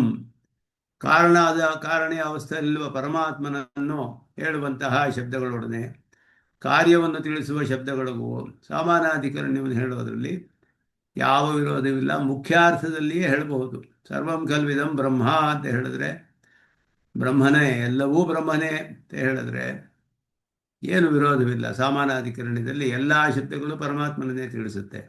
ಆದ್ದರಿಂದ ಕಾರಣಾವಸ್ಥೆಯಲ್ಲೂ ಕಾರ್ಯಾವಸ್ಥೆಯ ಅನನ್ಯತ್ವ ಅಂತ ಹೇಳೋದು. ಎಲ್ಲ ಶಬ್ದಗಳು ಕೂಡ ಪರಮಾತ್ಮನೊಡನೆ ಸಾಮಾನಾಧಿಕರಣ್ಯವನ್ನು ಹೇಳುವುದರಲ್ಲಿ ವಿರೋಧವಿಲ್ಲ. ಅತಃ ಸ್ಥೂಲ ಸೂಕ್ಷ್ಮ ಚಿದಚಿತ್ ಪ್ರಕಾರಂ ಬ್ರಹ್ಮೈವ ಕಾರ್ಯಂ ಕಾರಣಂ ಚೇತಿ ಬ್ರಹ್ಮೋಪಾದಾನಂ ಜಗತ್. ಇಲ್ಲಿವರೆಗೂ ಈ ಛಾಂದೋಗ್ಯದ ಸದ್ವಿದ್ಯಾ ಪ್ರಕರಣದಲ್ಲಿ ಪ್ರಧಾನವಾಗಿ ಉಪದೇಶ ಆಗಿರೋದು ಉಪಾದಾನ ಕಾರಣತ್ವವೇ. ಅಲ್ಲಿ ಉಪಾದಾನ ಕಾರಣತ್ವವೇ ಪ್ರಧಾನವಾಗಿ ಉಪದೇಶವಾಗಿರೋದು. ಅದುವೇ ಮುಖ್ಯವಾದ ವಿಷಯ. ಸೃಷ್ಟಿಯಲ್ಲಿ ಉಪಾದಾನ ಕಾರಣಕ್ಕೆ ವಿಕಾರ ಉಂಟಾಗಬೇಕು ಅನ್ನೋದು ಲೋಕದಲ್ಲಿ ಸ್ಪಷ್ಟವಾಗಿ ಕಂಡು ಬರುತ್ತೆ. ಪರಮಾತ್ಮನಿಗೆ ವಿಕಾರವಿಲ್ಲದೆ ಇರುವುದರಿಂದ ಹೇಗೆ ಉಪಾದಾನ ಕಾರಣ ಅಂದರೆ ಈ ರೀತಿ ಅಂತ ಇಲ್ಲಿ ತಿಳಿಸ್ತಾರೆ.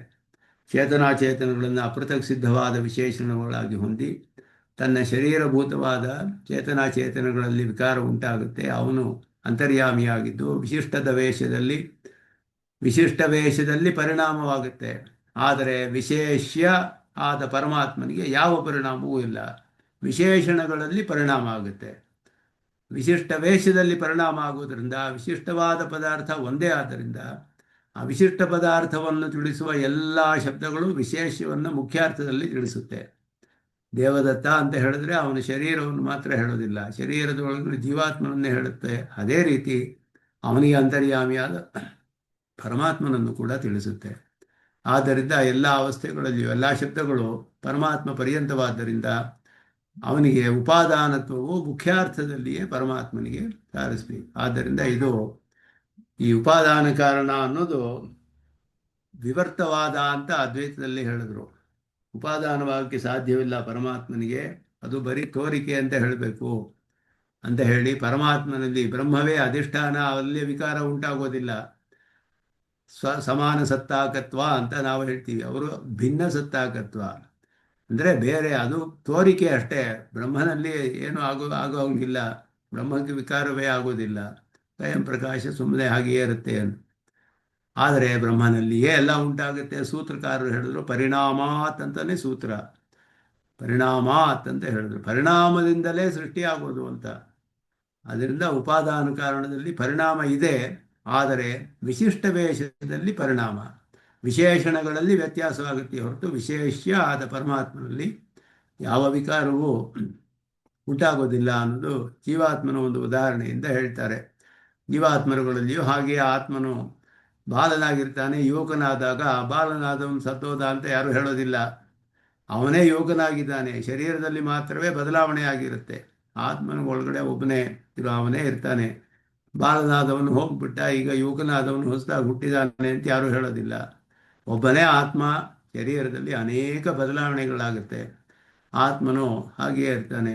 ಆದ್ದರಿಂದ ಅದೇ ರೀತಿಯಲ್ಲಿ ಪರಮಾತ್ಮನಿಗೂ ಕೂಡ ವಿಶೇಷನಾದ ಪರಮಾತ್ಮನಿಗೆ ಉಪಾದಾನತ್ವವು ಮುಖ್ಯಾರ್ಥದಲ್ಲಿಯೇ ಅದೆಲ್ಲವನ್ನು ತನ್ನ ಪ್ರಕಾರವಾಗಿ ಹೊಂದಿರುವ ಬ್ರಹ್ಮವೇ ಕಾರ್ಯವೂ ಕಾರಣವೂ ಆಗಿ ಬ್ರಹ್ಮೋಪಾದಾನಂ ಜಗತ್ತು ಬ್ರಹ್ಮವನ್ನೇ ಉಪಾದಾನ ಕಾರಣವನ್ನಾಗಿ ಹೊಂದಿದೆ.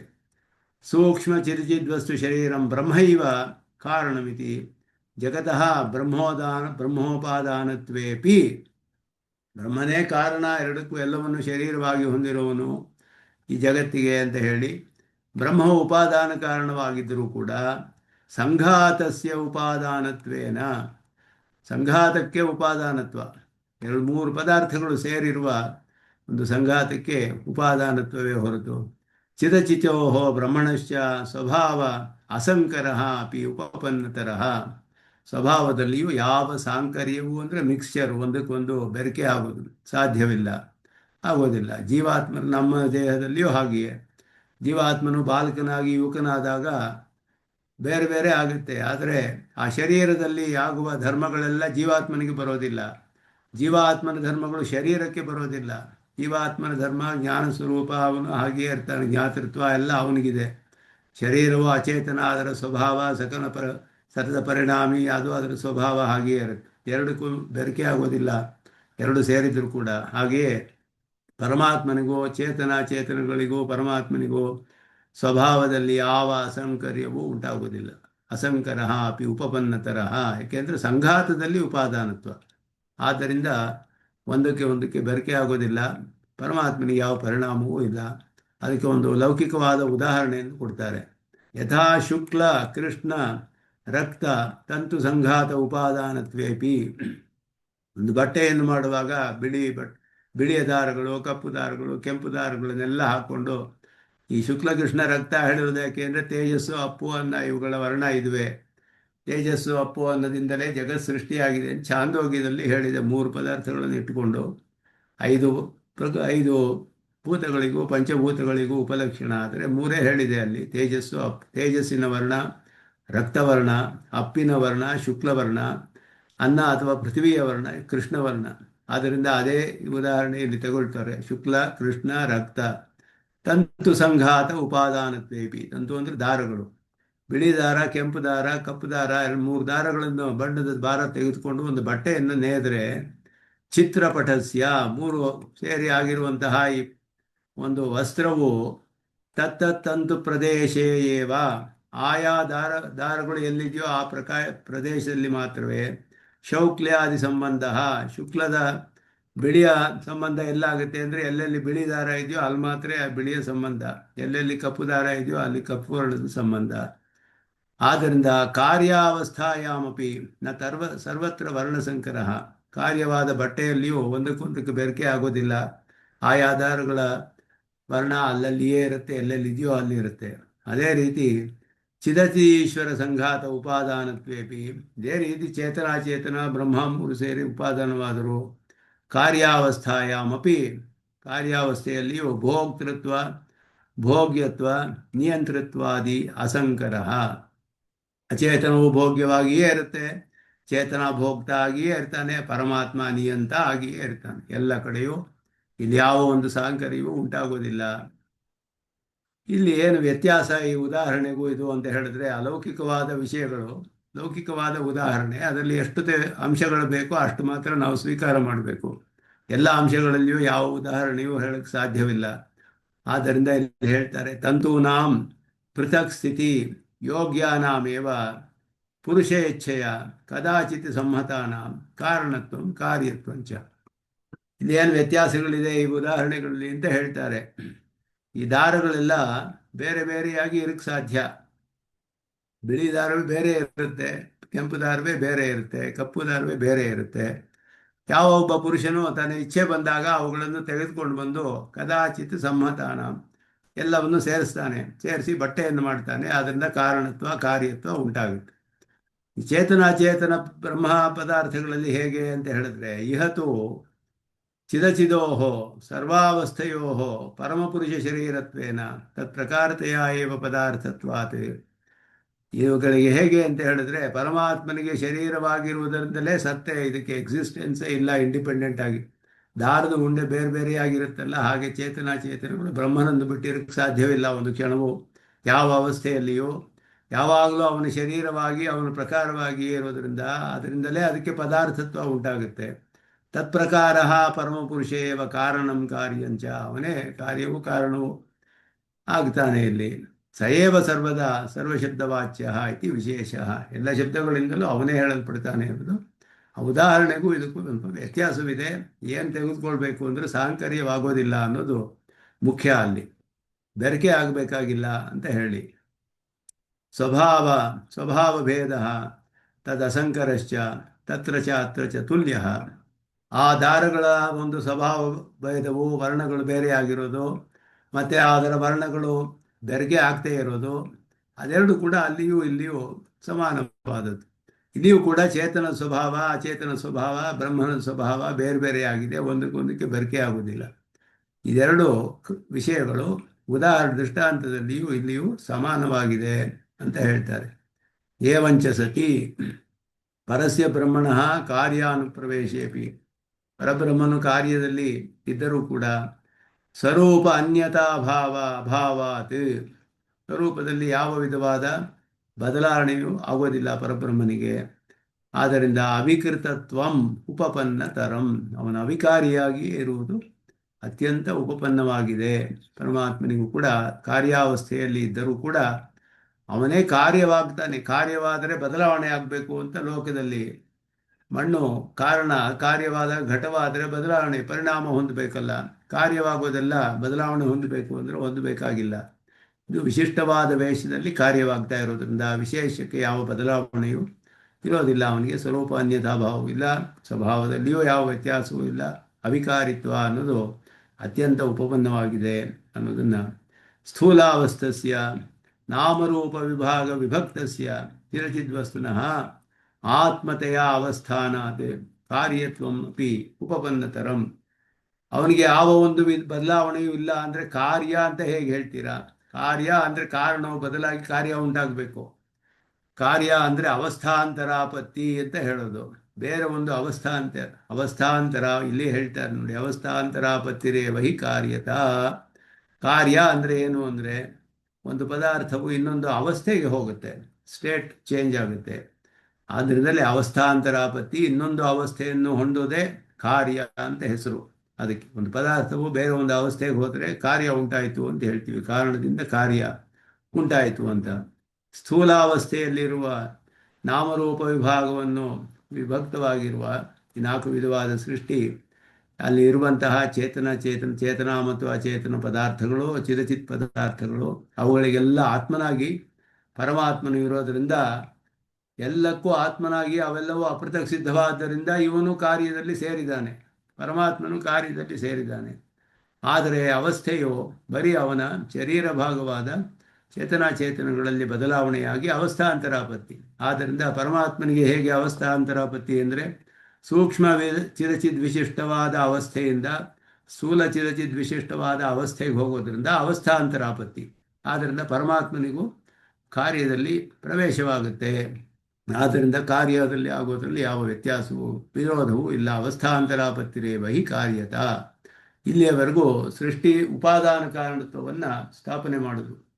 ಶ್ರುತಿ ಪ್ರಮಾಣಗಳಿಂದ ಉಪಾದಾನ ಕಾರಣತ್ವವನ್ನು ಎಲ್ಲ ಪ್ರಕರಣಗಳನ್ನು ನೋಡಿ ಅದಕ್ಕೆ ಅನುಗುಣವಾಗಿ ಎಲ್ಲಿಯೂ ವಿರೋಧವಿಲ್ಲದೆ ಇರೋ ಹಾಗೆ ಪರಮಾತ್ಮನಿಗೆ ಮುಖ್ಯಾರ್ಥದಲ್ಲಿಯೇ ಹೇಗೆ ಉಪಾದಾನ ಕಾರಣತ್ವ ಮತ್ತು ಅವಿಕಾರಿತ್ವ, ಕಾರ್ಯದಲ್ಲಿ ಅನುಪ್ರವೇಶ ಎಲ್ಲವೂ ಕೂಡ ಉಪಪನ್ನವಾಗಿದೆ ಅನ್ನೋದನ್ನು ಇಲ್ಲಿ ಸ್ಥಾಪನೆ ಮಾಡಿದ್ರು. ಈಗ ಮುಂದೆ ಸಗುಣ ನಿರ್ಗುಣ ವಾಕ್ಯಗಳನ್ನು ವಿಚಾರ ಮಾಡ್ತಾರೆ. ಈಗ ನಿರ್ಗುಣ ವಾದಾಶ್ಚ ಪರಸ್ಯ ಬ್ರಹ್ಮಣಃ ಹೇಯ ಗುಣ ಸಂಬಂಧ ಅಭಾವಾದ ಉಪಪದ್ಯಂತೆ. ನಿರ್ಗುಣ ಅಂತ ಹೇಳಿಬಿಟ್ರೆ ಗುಣವೇ ಇಲ್ಲ ಅಂತ ಅರ್ಥ. ಗುಣವೇ ಇಲ್ಲ ಅಂತ ಹೇಳಿದ್ರೆ ಶ್ರುತಿಗಳು ಬೇಕಾದಷ್ಟು ಗುಣಗಳನ್ನು ಹೇಳಿದೆ. ಹಾಗೆಯೇ ಅವನಿಗೆ ಹೇಯ ಗುಣಗಳು ಇಲ್ಲ ಅಂತ ಹೇಳುವ ಶ್ರುತಿಗಳಿದೆ, ಕಲ್ಯಾಣ ಗುಣಗಳು ಇದೆ ಅಂತ ಹೇಳುವ ಶ್ರುತಿಗಳಿದೆ, ಗುಣಗಳೇ ಇಲ್ಲ ಅಂತ ಹೇಳುವ ಶ್ರುತಿಯೂ ಇದೆ. ಈ ಮೂರನ್ನು ಕೂಡ ವಿರೋಧವಿಲ್ಲದೆ ಇರೋ ಹಾಗೆ ನಾವು ಅರ್ಥವನ್ನು ಮಾಡಬೇಕು ಶ್ರುತಿಗಳಲ್ಲಿ. ಆದ್ದರಿಂದ ಗುಣವೇ ಇಲ್ಲ ಅಂತ ಹೇಳುವ ಶ್ರುತಿ ಹೇಯ ಗುಣಗಳಿಲ್ಲ ಅನ್ನೋದನ್ನು ವಿಷಯವನ್ನಾಗಿ ಹೊಂದಿದೆ. ಕಲ್ಯಾಣ ಗುಣಗಳನ್ನು ಹೇಳೋದು ಗುಣವಿದೆ ಅಂತ ಹೇಳೋದು, ಹಾಗೆಯೇ ಗುಣವಿಲ್ಲ ಅಂತ ಹೇಳುವುದು ಯಾವ ಗುಣವೂ ಇಲ್ಲ ಅಂತ ಅರ್ಥವೂ ಅಲ್ಲ. ಎರಡು ಅರ್ಥ ಹೇಳ್ಬೋದು ನಿರ್ಗುಣ ಅಂತ ಹೇಳೋದಕ್ಕೆ. ಗುಣವೇ ಇಲ್ಲ ಅಂತ ಒಂದು ಅರ್ಥ ಹೇಳ್ಬೋದು. ನಿರ್ಗುಣವಾದ ಪದಾರ್ಥ, ನಿರ್ವಿಶೇಷವಾದ ಪದಾರ್ಥ, ಹಾಗೆ ಯಾವ ಪದಾರ್ಥವೂ ಕಂಡುಬರೋದಿಲ್ಲ, ಯಾವ ಪ್ರಮಾಣದಿಂದಲೂ ಸ್ಥಾಪನೆ ಮಾಡೋಕ್ಕಾಗೋದಿಲ್ಲ. ಆದ್ದರಿಂದ ಗುಣವಿಲ್ಲ ಅಂತ ಹೇಳಿದ್ರೆ ಹೇಯ ಗುಣವಿಲ್ಲ ಅಂತ ಹೇಳಬೇಕು. ಹೋಗಲಿ, ಹೇಯ ಗುಣಗಳಿಲ್ಲ, ಬೇರೆ ಗುಣಗಳು ಯಾವುದು ಇಲ್ಲವೇ ಅಂದರೆ ಹಾಗಲ್ಲ, ಕಲ್ಯಾಣ ಗುಣಗಳು ಇದೆ ಅನ್ನೋದನ್ನು ತಿಳಿಸುತ್ತೆ. ಗುಣಗಳಿಲ್ಲ ಅಂತ ಹೇಳಿದ್ರೆ ಗುಣಗಳೇ ಇಲ್ಲ ಅಂತ ಅರ್ಥವಲ್ಲ. ಅದಕ್ಕೆ ಉತ್ಸರ್ಗ ಅಪವಾದ ನ್ಯಾಯ ಅಂತ ಹೆಸರು. ಅದಕ್ಕೆ ಎಕ್ಸೆಪ್ಷನ್ನು. ಗುಣಗಳೇ ಇಲ್ಲ ಅಂದರೆ ಹೇಯ ಗುಣಗಳು ಇದೆ ಅನ್ನೋದು ಅದಕ್ಕೆ ವಿರುದ್ಧವಾಗಿರುತ್ತೆ. ಯಾವಾಗಲೂ ಎಕ್ಸೆಪ್ಷನ್ನು, ಜನರಲ್ ರೂಲ್ಗೆ ಎಕ್ಸೆಪ್ಷನ್ನು ವಿರುದ್ಧವಾಗಿರುತ್ತೆ. ಆದ್ದರಿಂದ ಇದು ಅಪವಾದ ಶ್ರುತಿ ಅಂತ ಹೇಳೋದು. ಗುಣವೇ ಇಲ್ಲ ಅಂದರೆ ಕಲ್ಯಾಣ ಗುಣಗಳು ಇದೆ, ಹೇಯ ಗುಣಗಳು ಇಲ್ಲ. ಇಂದ ಸಗುಣ ನಿರ್ಗುಣ ಶಬ್ದಗಳಿಗೆ, ವಾಕ್ಯಗಳಿಗೆ ಹೇಗೆ ಅರ್ಥ ಮಾಡಬೇಕು ಅಂದರೆ ಹಾಗೆ. ಅದ್ವೈತ ಪಕ್ಷದಲ್ಲಿ ಹೇಳಿದ್ರು ಅಂದರೆ ಗುಣಗಳೇ ಇಲ್ಲ ಅನ್ನೋದು ಸಿದ್ಧಾಂತ. ಸಗುಣ ಬ್ರಹ್ಮಗಳು ಮೊದಲು ಪೂರ್ವವಾದ ವಾಕ್ಯಗಳು, ಪರವಾದದ್ದು ನಿರ್ಗುಣ ಅಂತ ಹೇಳಿದ್ರೆ ಪೂರ್ವಾಪರ ಅನ್ನೋದೇ ಇಲ್ಲ ಶ್ರುತಿಯಲ್ಲಿ. ಶ್ರುತಿಯು ಅಪೌರುಷೇಯ ನಿತ್ಯವಾದದ್ದು ಅನ್ನೋದನ್ನು ಸ್ಥಾಪನೆ ಮಾಡ್ತಾರೆ 3 ಸೂತ್ರಗಳಲ್ಲಿ. ಶಂಕರಾಚಾರ್ಯರು ಕೂಡ ಎಲ್ಲ ಅಪೌರುಷೇಯ ನಿತ್ಯವಾದದ್ದು, ಯಾವ ದೋಷವೂ ಇಲ್ಲ, ಸ್ವತಃ ಪ್ರಮಾಣ, ಇದನ್ನೆಲ್ಲ ಒಪ್ಕೊಂಡ್ರೆ ಪೂರ್ವಾಪರ ಹೇಗೆ ಹೇಳಕ್ಕೆ ಸಾಧ್ಯ? ಅಪೌರುಷೇಯವಾದ ಶ್ರುತಿಗಳಲ್ಲಿ ಇದು ಮೊದಲು ಬಂತು, ಇದು ಆಮೇಲೆ ಬಂತು ಅನ್ನೋ ಮಾತೇ ಇಲ್ಲ ಶ್ರುತಿಗಳಲ್ಲಿ. ಎಲ್ಲ ಆಧುನಿಕರು ಹೇಳುವಂಥದ್ದು. ಋಗ್ವೇದ ಬಹಳ ಪ್ರಾಚೀನವಾದದ್ದು, ಯಜುರ್ವೇದ ಆಮೇಲೆ ಬಂದಿದೆ, ಅದರಲ್ಲಿ ಕೆಲವು ಕಿಲುಸೂಕಿಗಳಿದೆ, ಆಮೇಲೆ ಸೇರಿಸಲ್ಪಟ್ಟಿದೆ. ಇದೆಲ್ಲವೂ ಕೂಡ ಆಧುನಿಕರ ಅಭಿಪ್ರಾಯಗಳು. ಸಂಪ್ರದಾಯದಲ್ಲಿ ಶ್ರುತಿಗಳು ಅಪೌರುಷೇಯ, ಎಲ್ಲವೂ ನಿತ್ಯ. ಅಪೌರುಷೇಯ, ಪೂರ್ವಾಪರ ಅನ್ನೋದೇ ಇಲ್ಲ ಶ್ರುತಿಯಲ್ಲಿ, ಎಲ್ಲವೂ ಅಪೌರುಷೇಯ. ಅದು ಸೃಷ್ಟಿಯಾಗಿದ್ದರೆ ತಾನೇ ಪೂರ್ವಾಪರ ಅಂತ ಹೇಳೋದು. ಯಾರಾದರೂ ರಚನೆ ಮಾಡಿದರೆ ಇದು ಮೊದಲು ಮಾಡಿದ್ದಾರೆ, ಇದು ಆಮೇಲೆ ಮಾಡಿದ್ದಾರೆ ಅಂತ ಹೇಳ್ಬೋದು. ಯಾರು ರಚನೆ ಮಾಡಿಲ್ಲ ಶ್ರುತಿಯನ್ನು. ನಿತ್ಯವಾದವು. ಶ್ರೂಯತೆ ನಿತ್ಯಂ ಇತ್ಯೇವ ಶ್ರುತಿ ಶಬ್ದಸ್ಯ ರೂಢ್ಯರ್ಥಃ ಅಂತ ದೇಶಿಕರು ಹೇಳ್ತಾರೆ. ರೂಢ್ಯರ್ಥ ಏನು ಅಂದರೆ ನಿತ್ಯವೂ ಹೇಳಲ್ಪಡುತ್ತೆ, ನಿತ್ಯವಾಗಿರುವಂತಹ ಶ್ರುತಿಗಳು ಅಂತ ಹೇಳಿಬಿಟ್ಟು. ಆದ್ದರಿಂದ ಅಲ್ಲಿ ನಿರ್ಗುಣ ಶ್ರುತಿ ಆಮೇಲೆ ಬಂದಿರೋದ್ರಿಂದ ಅಪಚ್ಛೇದ ನ್ಯಾಯದಿಂದ ನಿರ್ಗುಣ ಶ್ರುತಿಯು ಸಗುಣ ಶ್ರುತಿಯನ್ನು ಬಾಧಿಸುತ್ತೆ ಅಂತ ಅರ್ಥ ಮಾಡ್ತಾರೆ. ಅಪಚ್ಛೇದ ನ್ಯಾಯ ಅದು ಒಂದು ಯಜ್ಞದಲ್ಲಿ ಒಂದು ಪ್ರಕ್ರಿಯೆ ಹೇಳಲ್ಪಟ್ಟಿದೆ. ಅದರಲ್ಲಿ 4 ಜನ ಋತ್ವಿಕಗಳು, ಹೋತೃ, ಅಧ್ವರ್ಯು ಮತ್ತು ಉದ್ಗಾತ, ಬ್ರಹ್ಮ, ಇವರೆಲ್ಲ ಕೂಡ ಯಜಮಾನನ್ನ ಒಬ್ಬರು ಹಿಡ್ಕೊಂಡು ಮುಟ್ಕೊಂಡು ಪ್ರದಕ್ಷಿಣೆ ಮಾಡಬೇಕು ಅಂತ ಒಂದು ಪ್ರಕ್ರಿಯೆ ಹೇಳಿದೆ ಒಂದು ಯಾಗದಲ್ಲಿ. ಅದು ಮಾಡುವಾಗ ಒಬ್ಬರು ಕೈ ಬಿಟ್ಟುಬಿಟ್ರೆ ಹೇಗೆ? ಅವ್ರ ಕೈ ಬಿಟ್ಟುಬಿಟ್ರೆ ಆವಾಗ ಅದಕ್ಕೊಂದು ಪ್ರಾಯಶ್ಚಿತ್ತ ಮಾಡಬೇಕು. ಮೊದಲು ಇರೋವನು ಬಿಟ್ಟರೆ, ಕಡೆಯಲ್ಲಿರೋವನು ಬಿಟ್ಟರೆ ಆಗ ದಕ್ಷಿಣೆ ಕೊಟ್ಬಿಟ್ಟು ಮತ್ತೆ ಯಾಗ ಮಾಡಬೇಕು ಅಂತ ಹೇಳಿದೆ. ಆಮೇಲೆ ಒಂದು ಬಿಟ್ಟರೆ ಯಾಗವನ್ನು ಪೂರ್ಣವಾಗಿ ಮಾಡಬೇಕು. ಒಂದು ಕಡೆಯಲ್ಲಿರೋವನು ಬಿಟ್ಟರೆ ದಕ್ಷಿಣೆ ಕೊಡಬೇಕಾಗಿಲ್ಲ, ಯಾಗ ಮತ್ತೆ ಮಾಡಬೇಕು, ತಿರ್ಗಾ ಮಾಡಬೇಕು ಅದನ್ನು ಅಂತ ಹೇಳಿದೆ. ಹೀಗೆಲ್ಲ ಪ್ರಾಯಶ್ಚಿತ್ತಗಳು ಹೇಳಿದೆ. ಇಬ್ಬರು ಏಕಕಾಲದಲ್ಲಿ ಬಿಟ್ಟುಬಿಟ್ರೆ ಏನು ಅಂತ ಪ್ರಶ್ನೆ ಅಲ್ಲಿ. ಇಬ್ಬರು ಏಕಕಾಲದಲ್ಲಿ ಬಿಟ್ಟರೆ ಹೇಗೆ ಅಂತ ಹೇಳಿದ್ರೆ ಪರವಾದವನು ಬಲವಾಗ್ತಾನೆ. ಆದ್ದರಿಂದ ಹಿಂದೆ ಇರೋವನು ಬಿಡೋದು, ಮುಂದೆ ಇರೋವನು ಇಬ್ಬರು ಬಿಟ್ಟರೆ ಮುಂದೆ ಇರೋವನಿಗೆ ಏನು ಪ್ರಾಯಶ್ಚಿತ್ತವೋ ಅದನ್ನೇ ಮಾಡಬೇಕು ಅಂತ ನಿಶ್ಚಯ ಮಾಡಿದ್ರು. ಪರಶಾಸ್ತ್ರವೇ ಬಲವಾದದ್ದು ಅಂತ ಹೇಳಿಬಿಟ್ಟು, ಪೂರ್ವಾಪರದಲ್ಲಿ ಪರಶಾಸ್ತ್ರ ಬಲವಾದದ್ದು. ಹಾಗೆ ಸಗುಣ ವಾಕ್ಯಗಳು ನಿರ್ಗುಣ ವಾಕ್ಯಗಳಲ್ಲಿ ನಿರ್ಗುಣ ವಾಕ್ಯ ಪರಶಾಸ್ತ್ರ, ಸಗುಣ ವಾಕ್ಯ ಮೊದಲು ಬಂದಿದೆ. ಇದ್ಯಾಕೆ ನಿರ್ಗುಣವೇ ಮೊದಲು ಬಂದು ಸಗುಣ ಆಮೇಲೆ ಬರಬಾರ್ದು ಅಂದರೆ ಹಾಗಾಗಕ್ಕೆ ಸಾಧ್ಯವಿಲ್ಲ. ಯಾಕೆ ಅಂದರೆ ಗುಣ ಇದ್ರೆ ತಾನೇ ಎತ್ತಾಕ್ಬಿಟ್ಟು ನಿರ್ಗುಣ ಅಂತ ಹೇಳಕ್ಕೆ ಸಾಧ್ಯ. ಗುಣಗಳನ್ನೆಲ್ಲ ತೆಗೆದುಹಾಕ್ಬಿಡಿ, ನಿರ್ಗುಣ ಅಂತ ಹೇಳಬೇಕು. ಗುಣ ಇರಬೇಕಲ್ಲ ಮೊದಲು. ಆದ್ದರಿಂದ ಸಗುಣ ವಾಕ್ಯ ಮೊದಲು ಇರಬೇಕು. ಇದೆಲ್ಲ ತರ್ಕಗಳು. ತರ್ಕದಿಂದ ಈ ವಿಷಯವನ್ನು ಸ್ಥಾಪನೆ ಮಾಡೋಕ್ಕಾಗೋದಿಲ್ಲ. ಶ್ರುತಿಗಳಲ್ಲಿ ಪೂರ್ವಾಪರ ಅನ್ನೋದು ಮೊದಲಿಲ್ಲ. ಸಗುಣ ಮೊದಲು ಬಂತು, ಆಮೇಲೆ ನಿರ್ಗುಣ ಬಂತು. ಇದೆಲ್ಲ ಹೇಳೋದಕ್ಕೆ ಪ್ರಮಾಣವೇ ಇಲ್ಲ. ಆಗ ಪ್ರಾಮಾಣ್ಯವೇ ಹೋಗಿಬಿಡುತ್ತೆ, ಶ್ರುತಿಗಳಿಗೆ ಅಪೌರುಷತ್ವ ಹೋಗಿಬಿಡುತ್ತೆ, ನಿತ್ಯತ್ವವೂ ಹೋಗಿಬಿಡುತ್ತೆ. ಇದೆಲ್ಲವೂ ಕೂಡ ಅನೇಕ ತೊಂದರೆಗಳು ಬರುತ್ತೆ. ಇದೆಲ್ಲ ನಾವು ಅರ್ಥ ನಿಶ್ಚಯ ಮಾಡೋಕ್ಕೋಸ್ಕರ ನಾವು ಬೇಕಾದ ಹಾಗೆ ತರ್ಕ ಮಾಡೋದು ಕಷ್ಟ. ಹೀಗೆಲ್ಲ ಮಾಡೋಕ್ಕೆ ಸಾಧ್ಯವಿಲ್ಲ. ಅದಕ್ಕೆ ಭಾಷೆಕಾರರು ಪ್ರಶ್ನೆ ಮಾಡ್ತಾರೆ, ನಿರ್ಗುಣ ವಾಕ್ಯಕ್ಕಿಂತ ಪರವಾದದ್ದು ಒಂದಿದೆ ಅಂದರು. ಏನು ಅಂದರೆ ಶೂನ್ಯವಾದ ಅನ್ನೋದು. ಅದನ್ನು ಯಾಕೆ ಒಪ್ಕೋಬಾರ್ದು ನೀವು ಅಂತ ಹೇಳ್ತಾರೆ. ಸಗುಣಕ್ಕಿಂತ ಬಲವಾದದ್ದು ನಿರ್ಗುಣ ಅಂದರೆ ಅದಕ್ಕಿಂತ ಬಲವಾದದ್ದು ಶೂನ್ಯ, ಏನೂ ಇಲ್ಲ ಅನ್ನೋದು ಇನ್ನೂ ಬಲವಾಯ್ತಲ್ಲ. ಅದನ್ನು ಯಾಕೆ ಒಪ್ಕೊಳ್ಬಾರ್ದು ಬೌದ್ಧರ ಥರ ಅಂತ. ಹಾಗೆ ತರ್ಕ ಮಾಡಿದ್ರೆ ಇದೆಲ್ಲ ಮಾಡೋಕ್ಕೆ ಸಾಧ್ಯ. ಶ್ರುತಿಯಲ್ಲಿ ಆ ರೀತಿ ಮಾಡೋಕ್ಕೆ ಅವಕಾಶ ಇಲ್ಲ. ಆದ್ದರಿಂದ ಇದಕ್ಕೆ ನ್ಯಾಯಗಳು ಪೂರ್ವಮೀಮಾಂಸಾ ನ್ಯಾಯವನ್ನು ಇಟ್ಕೊಂಡು ಅದಕ್ಕೆ ವಿಷಯಗಳನ್ನು ವ್ಯವಸ್ಥೆ ಮಾಡಬೇಕು. ನಿರ್ಗುಣ ವಾಕ್ಯಗಳಿಗೆ ವಿಷಯವೇ ಬೇರೆ, ಸಗುಣ ವಾಕ್ಯಗಳಿಗೆ ವಿಷಯವೇ ಬೇರೆ. ನಿರ್ಗುಣ ವಾಕ್ಯಕ್ಕೆ ಹೇಯ ಗುಣಗಳು ವಿಷಯ, ಹೇಯ ಗುಣಗಳು ಇಲ್ಲ ಅಂತ ಹೇಳುತ್ತೆ ಹೊರತು ಗುಣಗಳೇ ಇಲ್ಲ ಅಂತ ಅರ್ಥವಲ್ಲ. ಸಾವಿರಾರು ಶ್ರುತಿಗಳು ಗುಣವನ್ನು ಹೇಳುತ್ತೆ. ಪರಮಾತ್ಮನಿಗೆ ಬೇಕಾದಷ್ಟು ಗುಣಗಳು ಹೇಳಲ್ಪಟ್ಟಿದೆ. ಆದ್ದರಿಂದ ಆ ಗುಣಗಳಿಗೆಲ್ಲ ವಾಕ್ಯಗಳಿಗೆ ಅರ್ಥವೇ ಇಲ್ಲದೆ ಹೋಗಿಬಿಡುತ್ತೆ. ಎಲ್ಲ ಬಾಧಿತವಾಗಿಬಿಟ್ರೆ ಶ್ರುತಿಯಲ್ಲೇ ಒಂದು ವಾಕ್ಯ ಇನ್ನೊಂದು ವಾಕ್ಯವನ್ನು ಬಾಧಿಸಕ್ಕೆ ಸಾಧ್ಯವಿಲ್ಲ. ಹಾಗೆ ಆದ್ದರಿಂದ ಇಲ್ಲಿ ನಿರ್ಗುಣವಾದಾಶ್ಚ ಪರಸ್ಯ ಬ್ರಹ್ಮಣ ಹೇಯ ಗುಣ ಸಂಬಂಧ ಅಭಾವಾತ್ ಉಪಪದ್ಯಂತೆ. ಹೇಯ ಗುಣವಿಲ್ಲದೆ ಇರೋದನ್ನು ತಿಳಿಸುತ್ತೆ. ಅದಕ್ಕೆ ಪ್ರಮಾಣವು ಅಪತಪಾತ್ಮ ವಿಜರಃ ಮೃತ್ಯು ವಿಶೋಕಃ. ದಹರ ವಿದ್ಯಾ ಪ್ರಕರಣದಲ್ಲಿ ಬರುತ್ತೆ. ಛಾಂದೋಗ್ಯ 8ನೇ ಅಧ್ಯಾಯದಲ್ಲಿ ದಹರಃ ಅಸ್ಮಿನ್ ಅಂತರಾಕಾಶ ತಸ್ಮಿನ್ ಯದಂತಹ ತದುಪಾಸಿತವ್ಯಂ ಅಂತ ಹೇಳಿ ಏನು ಇದೆ ಒಳಗಡೆ ಅಂತ ಹೇಳಿದ ದಾರುಶಬ್ದನಾದ ಪರಮಾತ್ಮನಿಗೆ ಆತ್ಮ ಅಪಹತ ಪಾಪ್ಮ ವಿಜರೋ ಮೃತ್ಯು ವಿಶೋಕಃ. ಪರಮಾತ್ಮನಿಗೂ 8 ಗುಣಗಳು ಹೇಳಲ್ಪಟ್ಟಿದೆ ಅಲ್ಲಿ. ಇದೆಲ್ಲವೂ ಕೂಡ ಹೇಯ ಗುಣಗಳಿಲ್ಲ ಅಂತ ಹೇಳುತ್ತೆ. ಇಷ್ಟು 6 ಗುಣಗಳು ಮಾತ್ರ ಹೇಳಿದೆ ಹೇಯ ಗುಣಗಳು. ಇಷ್ಟೇ ಅಲ್ಲವೇ ಹೇಳಿರೋದು ಅಂದರೆ ಇದು ಉಪಲಕ್ಷಣ. ಎಲ್ಲ ಹೇಯ ಗುಣಗಳಿಗೂ ಉಪಲಕ್ಷಣ. ಇದೆಲ್ಲ ಗುಣಗಳನ್ನು ತಿಳಿಸುತ್ತೆ. ಹೇಯ ಗುಣಗಳು ಯಾವುದೂ ಇಲ್ಲ ಅನ್ನೋದನ್ನು ತಿಳಿಸುತ್ತೆ. ಅಪಹತ ಪಾಪ್ಮ ವಿಜರೋ ಮೃತ್ಯು ವಿಶೋಕಃ ವಿಜಿಗುತ್ಸಹ ಪಿಪಾಸಃ. 6 ಗುಣಗಳು ಹೇಯ ಗುಣಾನ ಪ್ರತಿಷಿಧ್ಯ. ಹೇಯ ಗುಣಗಳಿಲ್ಲ ಅಂತ ಹೇಳಿ ಸತ್ಯಕಾಮ ಸತ್ಯಸಂಕಲ್ಪ ಇತಿ ಕಲ್ಯಾಣ ಗುಣ ಅನ್ವಿತ ಕಲ್ಯಾಣ ಗುಣ ಅನ್ವಿತ ಅನ್ವಿತ ಕಲ್ಯಾಣ ಗುಣಾನ್ ವಿದಧತಿ. ಕಲ್ಯಾಣ ಗುಣಾನ್ ವಿದಧತಿ. ಕಲ್ಯಾಣ ಗುಣಗಳನ್ನು ವಿಧಿಸುತ್ತೆ. ಸತ್ಯಕಾಮ ಸತ್ಯಸಂಕಲ್ಪ ಅನ್ನೋದು ಎಲ್ಲಕ್ಕೂ ಬೇರೆ ಕಡೆ ಸರ್ವಜ್ಞ ಸರ್ವವಿತ್, ಬೇಕಾದಷ್ಟು ಮನೋಮಯ ಪ್ರಾಣರೂಪ ಭಾರೂಪ ಪ್ರಾಣಮಯ ಸರ್ವಕರ್ಮ ಸರ್ವರಸ ಸರ್ವಗಂಧ ಇತಿ ಬೇಕಾದಷ್ಟು ಯಶಭೂತಪಾಲ ಭೂತಾಧಿಪತಿ. ಬೇಕಾದಷ್ಟು ಗುಣಗಳು ಬೇರೆ ಕಡೆ ಹೇಳಲ್ಪಟ್ಟಿದೆ ಪರಮಾತ್ಮನಿಗೆ. ಇದು ಉಪಲಕ್ಷಣ. ಸತ್ಯಕಾಮ ಸತ್ಯಸಂಕಲ್ಪ ಅಂತ 2 ಹೇಳಿರೋದು ಎಲ್ಲ ಕಲ್ಯಾಣ ಗುಣಗಳನ್ನು ವಿಧಿಸುತ್ತೆ ಪರಮಾತ್ಮನಿಗೆ. ಇತಿ ವಿದಧತಿ ಇಯಂ ಶ್ರುತಿರೇವ ಅನ್ಯತ್ರ ಸಾಮಾನ್ಯೇನ ಅವಗತಂ ಗುಣ ನಿಷೇಧಂ ಹೇಯ ಗುಣ ವಿಷಯಂ ವ್ಯವಸ್ಥಾಪಯತಿ. ಸಾಮಾನ್ಯವಾಗಿ ನಿರ್ಗುಣ ಅಂತ ಹೇಳಿ ಗುಣವಿಲ್ಲ ಅಂತ ಹೇಳುವ ಶ್ರುತಿಯನ್ನು ಸಾಮಾನ್ಯೇನ ಅವಗತಂ ಸಾಮಾನ್ಯವಾಗಿ ಗುಣವಿಲ್ಲ ಅಂತ ಹೇಳಿದಂತಹ ವಾಕ್ಯವನ್ನು ಹೇಯ ಗುಣಗಳು ಇಲ್ಲ ಅನ್ನೋದನ್ನು ಸ್ಥಾಪನೆ ಮಾಡುತ್ತೆ. ಅದು ಗುಣ ನಿರ್ಗುಣ ಸಗುಣ ವಾಕ್ಯಗಳಿಗೆ ವಾಕ್ಯಾರ್ಥ. ಹೀಗೆ ಅರ್ಥ ಮಾಡಿದ್ರೇ ವಿರೋಧವಿರೋದಿಲ್ಲ ಶ್ರುತಿಗಳಲ್ಲಿ. ಇನ್ನು ಕೆಲವು ವಾಕ್ಯಗಳು ಬರೀ ಸ್ವರೂಪವನ್ನು ಮಾತ್ರ ಹೇಳುವ ಹಾಗೆ ಇದೆ. ಜ್ಞಾನಸ್ವರೂಪಂ ಬ್ರಹ್ಮ ಅಂತ ಹೇಳೋದು.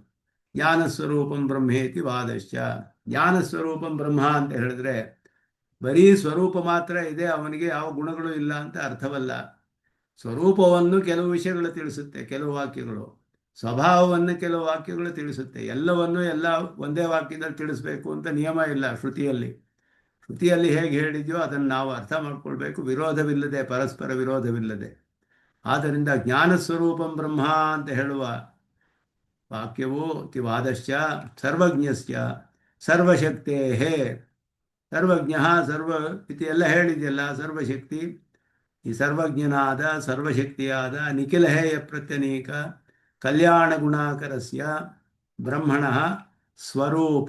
ಸ್ವರೂಪವನ್ನು ಮಾತ್ರ ತಿಳಿಸುತ್ತೆ. ಜ್ಞಾನೈಕ ನಿರೂಪಣೀಯಂ.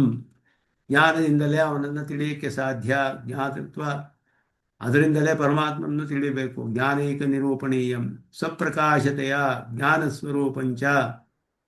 ಪ್ರಕಾಶವಾದ್ದರಿಂದ ಅವನ ಪ್ರಕಾಶವು, ಅವನ ಸ್ವರೂಪವು ಜ್ಞಾನವೇ, ಅವನ ಗುಣವೂ ಜ್ಞಾನ, ಅವನ ಸ್ವರೂಪವು ಜ್ಞಾನವೇ ಅನ್ನೋದನ್ನ ಸ್ವಪ್ರಕಾಶತೆಯ ಸ್ವಯಂ ಪ್ರಕಾಶವಾದ್ದರಿಂದ ಜ್ಞಾನ ಸ್ವರೂಪಂಚ ಇತಿ ಉಭಯ ಇತಿ ಅಭ್ಯುಪಗಮಾತೆ ಉಪಪನ್ನತರಹ. ಈಗ ಒಪ್ಪಿಕೊಂಡ್ರೆ ಸಕಾರಣವಾಗಿ ಇರುತ್ತೆ. ಜ್ಞಾನ ಸ್ವರೂಪಂ ಬ್ರಹ್ಮ ಅಂತ ಹೇಳಿದ್ರೆ ವಿಜ್ಞಾನಘನ ಏವ ಅಂತ ಶ್ರುತಿ ಹೇಳುತ್ತೆ.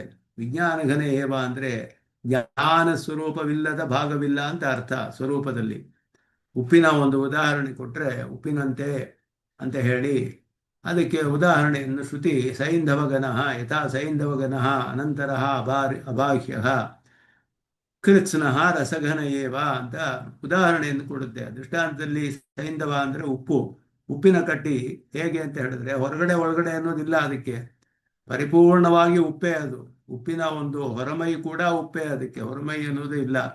ಘಟದಲ್ಲಿ ಹೇಳ್ಬೋದು ಒಂದು ಆಕಾಶ ಒಳಗಡೆ ಇದೆ, ಹೊರಗಡೆ ಆಕಾಶ ಇದೆ, ಅದರ ಮಧ್ಯದಲ್ಲಿ ಘಟದ ಹೊರಮೈ ಅದೆರಡನ್ನು ಬೇರ್ಪಡಿಸುತ್ತೆ. ಆದ್ದರಿಂದ ಹೊರಗಡೆ ಅಂತ ಹೇಳ್ಬೋದು. ಘಟದ ಒಳಗಡೆ ಇದೆ ಆಕಾಶ, ಹೊರಗಡೆ ಆಕಾಶ. ಉಪ್ಪಿಗೆ ಹಾಗೆ ಹೇಳಕ್ಕಾಗೋದಿಲ್ಲ. ಉಪ್ಪಿಗೆ ಹೊರಮೈಯೂ ಉಪ್ಪೇನೆ, ಒಳಗಡೆ ಎಲ್ಲ ಉಪ್ಪೇನೆ, ಪೂರ್ಣವಾಗಿ. ಅನಂತರ ಅಬಾಹ್ಯ ಅಂತ ಶ್ರುತಿ ಹೇಳುತ್ತೆ. ಅನಂತರ ಅಬಾಹ್ಯ ಕೃತ್ಸ್ನಃ ರಸಘನ ಏವ, ಪರಿಪೂರ್ಣವಾಗಿ ಉಪ್ಪೆ ಹೇಗಿದೆಯೋ ಹಾಗೆ ಪರಮಾತ್ಮನ ಸ್ವರೂಪವು ವಿಜ್ಞಾನಘನ ಏವ. ಅನಂತರ ಬಾಹ್ಯ ಕೃತ್ಸ್ನಃ ವಿಜ್ಞಾನಘನ ಏವ ಅಂತ ಹೇಳಿ ಸ್ವರೂಪದ ವಿಷಯವನ್ನು ತಿಳಿಸುತ್ತೆ ಶ್ರುತಿ. ಸ್ವಭಾವ ಇಲ್ಲ ಅಂತ ಹೇಳಲಿಲ್ಲ. ಯಾಕೆ ಅಂದರೆ ಬೇರೆ ಕಡೆ ಎಲ್ಲ ಸರ್ವಜ್ಞತ್ವ ಸರ್ವಶಕ್ತಿತ್ವ ಬೇಕಾದಷ್ಟು ಹೇಳಿದೆ ಶ್ರುತಿಗಳು. ಆದ್ದರಿಂದ ಅವನಿಗೆ ಜ್ಞಾನ ಸ್ವರೂಪವು, ಅವನ ಸ್ವರೂಪವು ಜ್ಞಾನೈಕ ನಿರೂಪಣೀಯಂ, ಜ್ಞಾನದಿಂದಲೇ ತಿಳಿಯಕ್ಕೆ ಸಾಧ್ಯ ಅಂತ ಹೇಳಿ ಎಸ್ ಸರ್ವಜ್ಞ ಸರ್ವವಿತ್ ಇದೆಲ್ಲ ಗುಣಗಳನ್ನು ತಿಳಿಸೋದನ್ನ ಹೇಳ್ತಾರೆ. ಪರಾಸ್ಯ ಶಕ್ತಿ ವಿವಿಧೈವ ಶ್ರೂಯತೆ, ಸರ್ವಶಕ್ತಿತ್ವವೂ ಹೇಳಿದೆ. ಅವನಿಗೆ ಬೇಕಾದಷ್ಟು ಸ್ವಾಭಾವಿಕವಾದ ಶಕ್ತಿಗಳು ವಿಧವಾದದ್ದು ಇದೆ. ಸ್ವಾಭಾವಿಕಿ ಜ್ಞಾನಬಲ ಕ್ರಿಯಾಚ ವಿಜ್ಞಾತಾರಮರೆ ಕೇನ ವಿಜಾನೀಯಾತ್, ವಿಜ್ಞಾತಾರಂ ತಿಳಿಯುವವನು ಅಂತ ಹೇಳಿದೆ. ಇತ್ಯಾದಿಕ ಜ್ಞಾತೃತ್ವಂ ಆವೇದಯಂತಿ, ಪರಮಾತ್ಮನಿಗೆ ಜ್ಞಾತೃತ್ವವಿದೆ ಅಂತ ತಿಳಿಸಿ ಜ್ಞಾನೈಕ ನಿರೂಪಣೀಯನಾದವನು ಸ್ವಯಂ ಪ್ರಕಾಶನಾದ್ದರಿಂದ ಜ್ಞಾನ ಸ್ವರೂಪವು ಅವನು, ಸ್ವರೂಪವು ಜ್ಞಾನವೇ ಅನ್ನೋದನ್ನು ಸ್ಪಷ್ಟವಾಗಿ ಸತ್ಯಂ ಜ್ಞಾನಂ ಇತ್ಯಾದಿಕಾಶ್ಚ ಜ್ಞಾನೈಕ ನಿರೂಪಣೀಯತೆಯ ಸ್ವಪ್ರಕಾಶತೆಯ ಚ ಜ್ಞಾನ ಸ್ವರೂಪತಾಂ, ಅವನ ಸ್ವರೂಪವೇ ಜ್ಞಾನದಿಂದಲೇ ತಿಳಿಯಕ್ಕೆ ಸಾಧ್ಯ. ಆದ್ದರಿಂದ ಸ್ವಯಂ ಪ್ರಕಾಶವಾದದ್ದು ಜ್ಞಾತೃತ್ವವೇ ಅವನಿಗೆ ಒಂದು ಆಕಾರ ಪ್ರಧಾನವಾದದ್ದು. ಅದನ್ನು ಹೇಳಿ ಸಹ ಅಕಾಮಯತ ಸಂಕಲ್ಪ ಮಾಡಿದ. ಬಹುಸ್ಯಾಂ ತದೈಕ್ಷತ ಬಹುಸ್ಯಾಂ ತನ್ನಾಮರೂಪಾಭ್ಯಾಮೇವ ವ್ಯಾಕ್ರಿಯತ ಇತಿ ಬ್ರಹ್ಮೈವ ಸ್ವಸಂಕಲ್ಪಾತ್ ವಿಚಿತ್ರ ಸ್ಥಿರ ತ್ರಸರೂಪತೆಯ ನಾನಾ ಪ್ರಕಾರಂ ಅವಸ್ಥಿತಮಿತಿ ತತ್ಪ್ರತ್ಯನೀಕ ಅಬ್ರಾಹ್ಮಾತ್ಮಕ ನಾನಾತ್ವ. ಮುಂದೆ ನಾನಾತ್ವ ಅಂತ ನಿಷೇಧ ಮಾಡುವ ವಾಕ್ಯಗಳಿಗೆ ಅರ್ಥ ಮಾಡ್ತಾರೆ ಇನ್ನು ಮುಂದೆ. ಈಗ ಮೊದಲು ಇಲ್ಲಿಯವರೆಗೆ ಜ್ಞಾನ ಸ್ವರೂಪವನ್ನು ತಿಳಿಸೋ ವಾಕ್ಯಗಳನ್ನು ನೋಡಿದ್ವಿ. ನಿರ್ಗುಣ ಸಗುಣ ವಾಕ್ಯಗಳು, ಮತ್ತೆ ಬರೀ ಸ್ವರೂಪವನ್ನು ಮಾತ್ರ ತಿಳಿಸುವ ವಾಕ್ಯಗಳು ಕೆಲವು ವಾಕ್ಯಗಳು, ನಿರ್ಗುಣ ಅಂತ ಹೇಳುವ ವಾಕ್ಯಗಳು, ಗುಣವನ್ನು ಹೇಳುವ ವಾಕ್ಯಗಳು, ಹಾಗೆಯೇ ಸೃಷ್ಟಿಯ ವಿಷಯದಲ್ಲಿ ಉಪಾದಾನ ಕಾರಣ ಕಾರ್ಯ ಕಾರಣಗಳಲ್ಲಿ ಅನನ್ಯತ್ವ ಹೇಳುವ ವಾಕ್ಯಗಳು. ಈ ವಾಕ್ಯಗಳನ್ನೆಲ್ಲ ಪರಿಶೀಲನೆ ಮಾಡೋದು. ಇನ್ನು ಮುಂದೆ ನಾನಾತ್ವ ನಿಷೇಧ ಮಾಡುವ ವಾಕ್ಯಗಳನ್ನ ಈಗ ವಿಚಾರ ಮಾಡ್ತಾರೆ. ನೇಹ ನಾನಾಸ್ತಿ ಕಿಂಚನ ಮೊದಲಾದದ್ದು. ಅದನ್ನು ಮುಂದೆ ಮುಂದುವರಿಸೋಣ ಅಂತ ಹೇಳಿ ಅದಕ್ಕೆ ಬೇಕಾದಷ್ಟು ಪ್ರಮಾಣಗಳನ್ನು ಕೊಡ್ತಾರೆ. ಅದು ಒಂದು ಬಲವಾದ ಪ್ರಮಾಣವೇ. ಹೇಗೆ ನಾನಾತ್ವ ಅನ್ನೋದು ಹೇಗೆ ನಿಷೇಧವಾಗಿದೆ ಅನ್ನೋ ವಿಷಯದಲ್ಲಿ ಭಾಷ್ಯಕಾರರು ಪ್ರಮಾಣಗಳನ್ನು ತೋರಿಸಿ ಅದನ್ನು ಸ್ಥಾಪನೆ ಮಾಡ್ತಾರೆ. ಆ ವಿಷಯವನ್ನು ಮುಂದುವರಿಸೋಣ ಅಂತ ಹೇಳಿ ಈಗ ನಮಸ್ಕಾರಗಳನ್ನು ತಿಳಿಸ್ಕೊಳ್ತೇನೆ. ಯೋ ನಿತ್ಯಂ ಅಚ್ಯುತ ಪದಾಂಬುಜಯುಗ್ಮರುಕ್ಮವ್ಯಾಮೋಹತಃ ತದಿತರಾಣಿ ತನ್ನಾಯಮೇನೆ ಸ್ಮದ್ಗುರೋರ್ಭಗವತೋಸ್ತ್ರೀಕವಿಂದೋ ರಾಮಾನೇಸ್ತು ಚರಣಂ ಪ್ರಪದ್ಯೆ. ಕವಿತಾರ್ಕಿಕ ಸಿಂಹಾಯ ಕಲ್ಯಾಣ ಗುಣಶಾಲಿನೇ ಶ್ರೀಮತೆ ವೆಂಕಟೇಶಾಯ ವೇದಾಂತ ಗುರವೇ ನಮಃ. ಶ್ರೀಮತೆ ನಿಗಮಾಂತ ಮಹಾದೇಶಾಯ ನಮಃ. ಶ್ರೀಕೃಷ್ಣ.